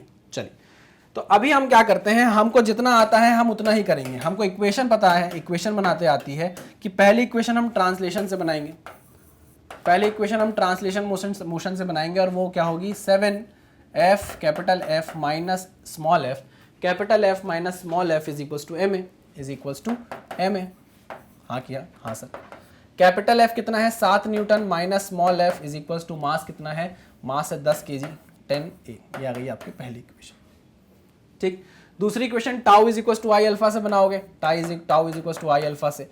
यहां पे टॉर्क 7 न्यूटन तो जनरेट कर ही नहीं पा रहा, टॉर्क कौन प्रोड्यूस कर रहा है, ये फ्रिक्शन फोर्स, ठीक है, ये फ्रिक्शन इनटू ये डिस्टेंस रेडियस, ठीक है, ऐसा टॉर्क जनरेट हो रहा है। और टॉर्क जो जनरेट हो रहा है वो अल्फा के डायरेक्शन में है, तो उसी को हम क्या लेंगे, पॉजिटिव लेंगे। तो small f into R is equals to I alpha. सही कहा, बिल्कुल सही कहा sir. Small f into R, यहाँ पर आई की वैल्यू हमने रखी 2/5 mr square into alpha, R से ये आर कट गया, शाबाश। चलो, वैल्यू आपको दी गई है स्मॉल f 2/5, m की वैल्यू कितनी है भाई, 10 है क्या, m की वैल्यू 10 है क्या, हाँ 10 kg है। r की वैल्यू है कितनी, r की वैल्यू कहाँ गई, अरे r की वैल्यू है 2, r की वैल्यू है 2 इंटू अल्फा, तो ये कितना हो गया, 5 2 10 8 अल्फा, कितना हो गया भाई, ये 8 अल्फा हो गया। अब देखो यहां पर अल्फा आप a बाय आर पुट कर देते, कब, जब प्योर रोलिंग होती, जब प्योर रोलिंग होती, है ना, सीधे आंख बंद करके आप रख देते, कोई दिक्कत नहीं जाती।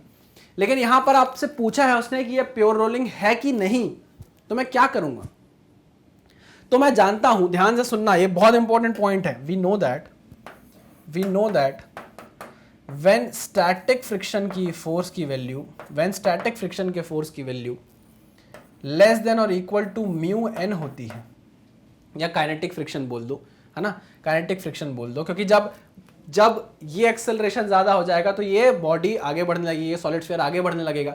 तो जब भी कोई बॉडी मूविंग कंडीशन में होती है उस पर क्या लगता है, काइनेटिक फ्रिक्शन लगता है, ठीक है। हाँ सर, तो आप ये भी ऐसा भी बोल सकते हो, म्यू के इंटू एन, है ना। आप म्यू के नहीं दिया होता, म्यू एस दिया होता तो म्यू एस रख देते, ठीक है। ये जब तक होगा जब ये कंडीशन होगी फॉर प्योर रोलिंग, आप प्योर रोलिंग अचीव कर सकते हो, ठीक है। अगर ये वैल्यू इससे ऊपर चली गई तो वो तो हो ही नहीं सकता, तो फ्रिक्शन तो कभी भी प्योर रोलिंग मेंटेन नहीं हो पाएगी बाबा।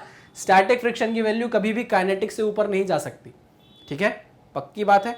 चलो, तो प्योर रोलिंग मेंटेन कराने के लिए आपको ये फ्रिक्शन चाहिए, ये रिक्वायर्ड फ्रिक्शन है। अगर ये रिक्वायर्ड फ्रिक्शन की वैल्यू मैक्सिमम वैल्यू से कम है तो अच्छी बात है, लेकिन जब रिक्वायर्ड की ही वैल्यू मैक्सिमम से ज्यादा हो जाएगी तो कैसे लाओगे आप प्योर रोलिंग, नहीं ना भाई। मुझे अगर 8 टॉफी की जरूरत है और टॉफी डब्बे में 4 ही है, तो मेरी डिमांड कैसे पूरी होगी? वो हो ही नहीं सकता। हाँ, डब्बे में अगर 8 चॉकलेट है और मुझे 4 चाहिए तो वो डिमांड मेरी पूरी हो सकती है। ठीक है, पक्की बात? हाँ सर। तो हम क्या करेंगे, हम स्टैटिक फ्रिक्शन की वैल्यू निकालेंगे, है ना, और कंपेयर करेंगे कि वो काइनेटिक से कम है या नहीं। काइनेटिक की वैल्यू आप निकाल सकते हो? हाँ सर, काइनेटिक वैल्यू हम आराम से निकाल सकते हैं, और वो क्या होगी? म्यू के इंटू एन। इसलिए आपको म्यू दिया हुआ था, समझे आप? एन क्या होगा? This is the normal reaction, नीचे की तरफ क्या लगेगा? mg। मास कितना है? 10 इंटू 10, यानी कि आप कर लो इसको 100 न्यूटन नीचे की तरफ लग रहा है। एन की वैल्यू कितनी आ गई? 100 आ गई। तो एफ के की वैल्यू कितनी है? म्यू इज 0.1 इंटू 100, ये यहां से हटाया, कितना आ गया? 10 न्यूटन। मतलब अगर आपका स्टैटिक फ्रिक्शन 10 न्यूटन से कम आता है तो आप खुश हो जाओ कि प्योर रोलिंग मेंटेन हो जाएगी। लेकिन अगर स्टैटिक फ्रिक्शन की वैल्यू 10 न्यूटन से ऊपर चली जाती है तो फिर तो राम राम, कभी भी आप प्योर रोलिंग नहीं करा पाओगे। ठीक है, चलिए, तो अब हम क्या करें? तो हम क्या करते हैं, हम मान लेते हैं, हम क्या करते हैं, हम मान लेते हैं कि हमारी क्या हो रही है? प्योर रोलिंग हो रही है ना। मान के निकाल लेते हैं वैल्यू। अगर प्योर रोलिंग मानने के बाद वैल्यू हमारी जो आई वो काइनेटिक से कम आई तो हम मान लेंगे भाई हमारा माना हुआ सही था, और अगर नहीं आई तो बोल देंगे भाई सॉरी, गलती हो गई, हमारा माना हुआ सही नहीं है, प्योर रोलिंग नहीं हो सकती। चलो, तो बोलते हैं हम assuming pure rolling, assuming pure rolling. चलो, तो हम बोल सकते हैं A is equals to R. Alpha होता है प्योर रोलिंग में? हाँ सर होता है, बिल्कुल होता है। मतलब अल्फा होता है सर A बाय आर। मैंने कहा बिल्कुल सही होता है। यहां पर जो इक्वेशन आपकी आई है F is equals to 8 alpha, F is equals to 8 alpha, इसमें पुट करते हैं हम अल्फा की value. F is equals to 8 alpha, alpha is equals to A by R. R की वैल्यू कितनी है? आर की वैल्यू है 2 मीटर। लो भाई 2 मीटर रखी, ये दो कट गया, कितना आ गया? 4A आ गया। कितनी आ गई? F की वैल्यू 4A आ गई। आपको क्या चाहिए भाई? आपको चाहिए किसकी वैल्यू? आपको F की वैल्यू चाहिए, है ना। चलो F की वैल्यू निकालिए। पहली इक्वेशन है 7 minus F is equal to 10A, 7 minus F is equal to 10A, 7 minus F is equal to 10A, और दूसरी इक्वेशन है F is equal to 4A। आपको किसकी वैल्यू चाहिए? F की वैल्यू चाहिए।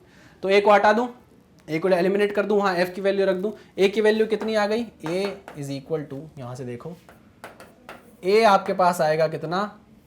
F बाय 4, है ना, F बाय 4 आएगा, उसको यहाँ पर पुट कर दो। तो 7 minus F is equal to 10 into F by 4, 2 two ज़ा 4, 2 5 ज़ा 10। तो 7 minus F is equal to 5 by 2f, 5 by 2f। तो f की वैल्यू कितनी आएगी? f की वैल्यू आएगी 7 माइनस 5 बाय 2f। सही लिखा क्या मैंने? 7 नहीं, गलत किया है सर ये तो आपने। चलो 7 is equal to 5 by 2f plus f। अब सही है क्या? हाँ सर अब सही है। 7 इज इक्वल टू, ये कितना हो जाएगा? 5 प्लस 2 7f डिवाइडेड बाय 2, 7 से 7 कट जाएगा, तो f की वैल्यू कितनी आ गई? 2 न्यूटन आ गई। अब आप मुझे बताओ, ध्यान से देखो, हमने जब प्योर रोलिंग माना तो फ्रिक्शन, स्टैटिक फ्रिक्शन की वैल्यू कितनी है? ये क्या है? This is static friction, this is static friction. Static friction की वैल्यू कितनी आई? 2 न्यूटन। अच्छा, और मैक्सिमम कितनी हो सकती है? मैक्सिमम कितनी हो सकती है? 10 न्यूटन। जब बॉडी स्लिप करने लग जाए, जब बॉडी स्लिप करने लग जाएगी, जब बॉडी स्लिप करने लग जाएगी तो भैया उसका काइनेटिक फ्रिक्शन होगा कितना? 10 न्यूटन। क्योंकि बॉडी अब तो मोशन में आ गई है तो उस पर लगातार एक फ्रिक्शन लग रहा है जो कि 10 न्यूटन का है। हमने बोला था कि अगर स्टैटिक फ्रिक्शन की वैल्यू इससे कम आ जाए तो प्योर रोलिंग मेंटेन कराई जा सकती है। तो देखो 2 न्यूटन आया है, 2 न्यूटन 10 न्यूटन से कम है, इसलिए प्योर रोलिंग होगी, इसलिए प्योर रोलिंग होगी। याद रखना, comment whether it is pure rolling और not, it is pure rolling, it is pure rolling. चलो सेकंड पॉइंट देखते हैं। Also find the value of friction force, also find the value of friction force. क्या हमने friction force की value निकाल ली है? वो है 2 न्यूटन, निकाल ली है, 2 न्यूटन है। चलो दोनों पॉइंट हमने सॉल्व कर लिया। यह है बाबा हमारा फोर्सेस इन रोलिंग मोशन का लेक्चर, जिसमें मैंने आपको सारे फोर्सेस के बारे में बताया। इसके नेक्स्ट लेक्चर में पता है आप क्या करोगे? आप इंक्लाइंड मोशन में उतर जाओगे, इंक्लाइंड प्लेन में उतर जाओगे, सॉरी। और यही rolling motion, pure rolling motion आप इंक्लाइंड प्लेन पे कराओगे, वहां भी आपको फ्रिक्शन दिखेगा कि हाँ भाई प्योर रोलिंग में तो हमको फ्रिक्शन दिख रहा है। आई मेरी बात समझ में? पक्का यही फोर्सेस वहां भी लगने वाले हैं, कुछ नया नहीं है। वहां भी 3 इक्वेशन बनाओगे, यही सारी चीजें आप करने वाले हो। ठीक है, चलो भाई तो यहाँ तक था हमारा सफ़र भाई किसका, रोलिंग मोशन का। इस रोलिंग मोशन को समझने के बाद लास्ट टॉपिक हमारा इंक्लाइंड है, और इंक्लाइंड के बाद उसके कुछ न्यूमेरिकल होंगे, उसके बाद हमको एनसीईआरटी के क्या करने हैं, न्यूमेरिकल्स करने हैं। ठीक है, तो चलिए भाई इसको नोट डाउन करिए, मिलते हैं नेक्स्ट लेक्चर में, तब तक सावधान रहिए, सतर्क रहिए, पढ़ते रहिए। Thank you very much. ठीक है।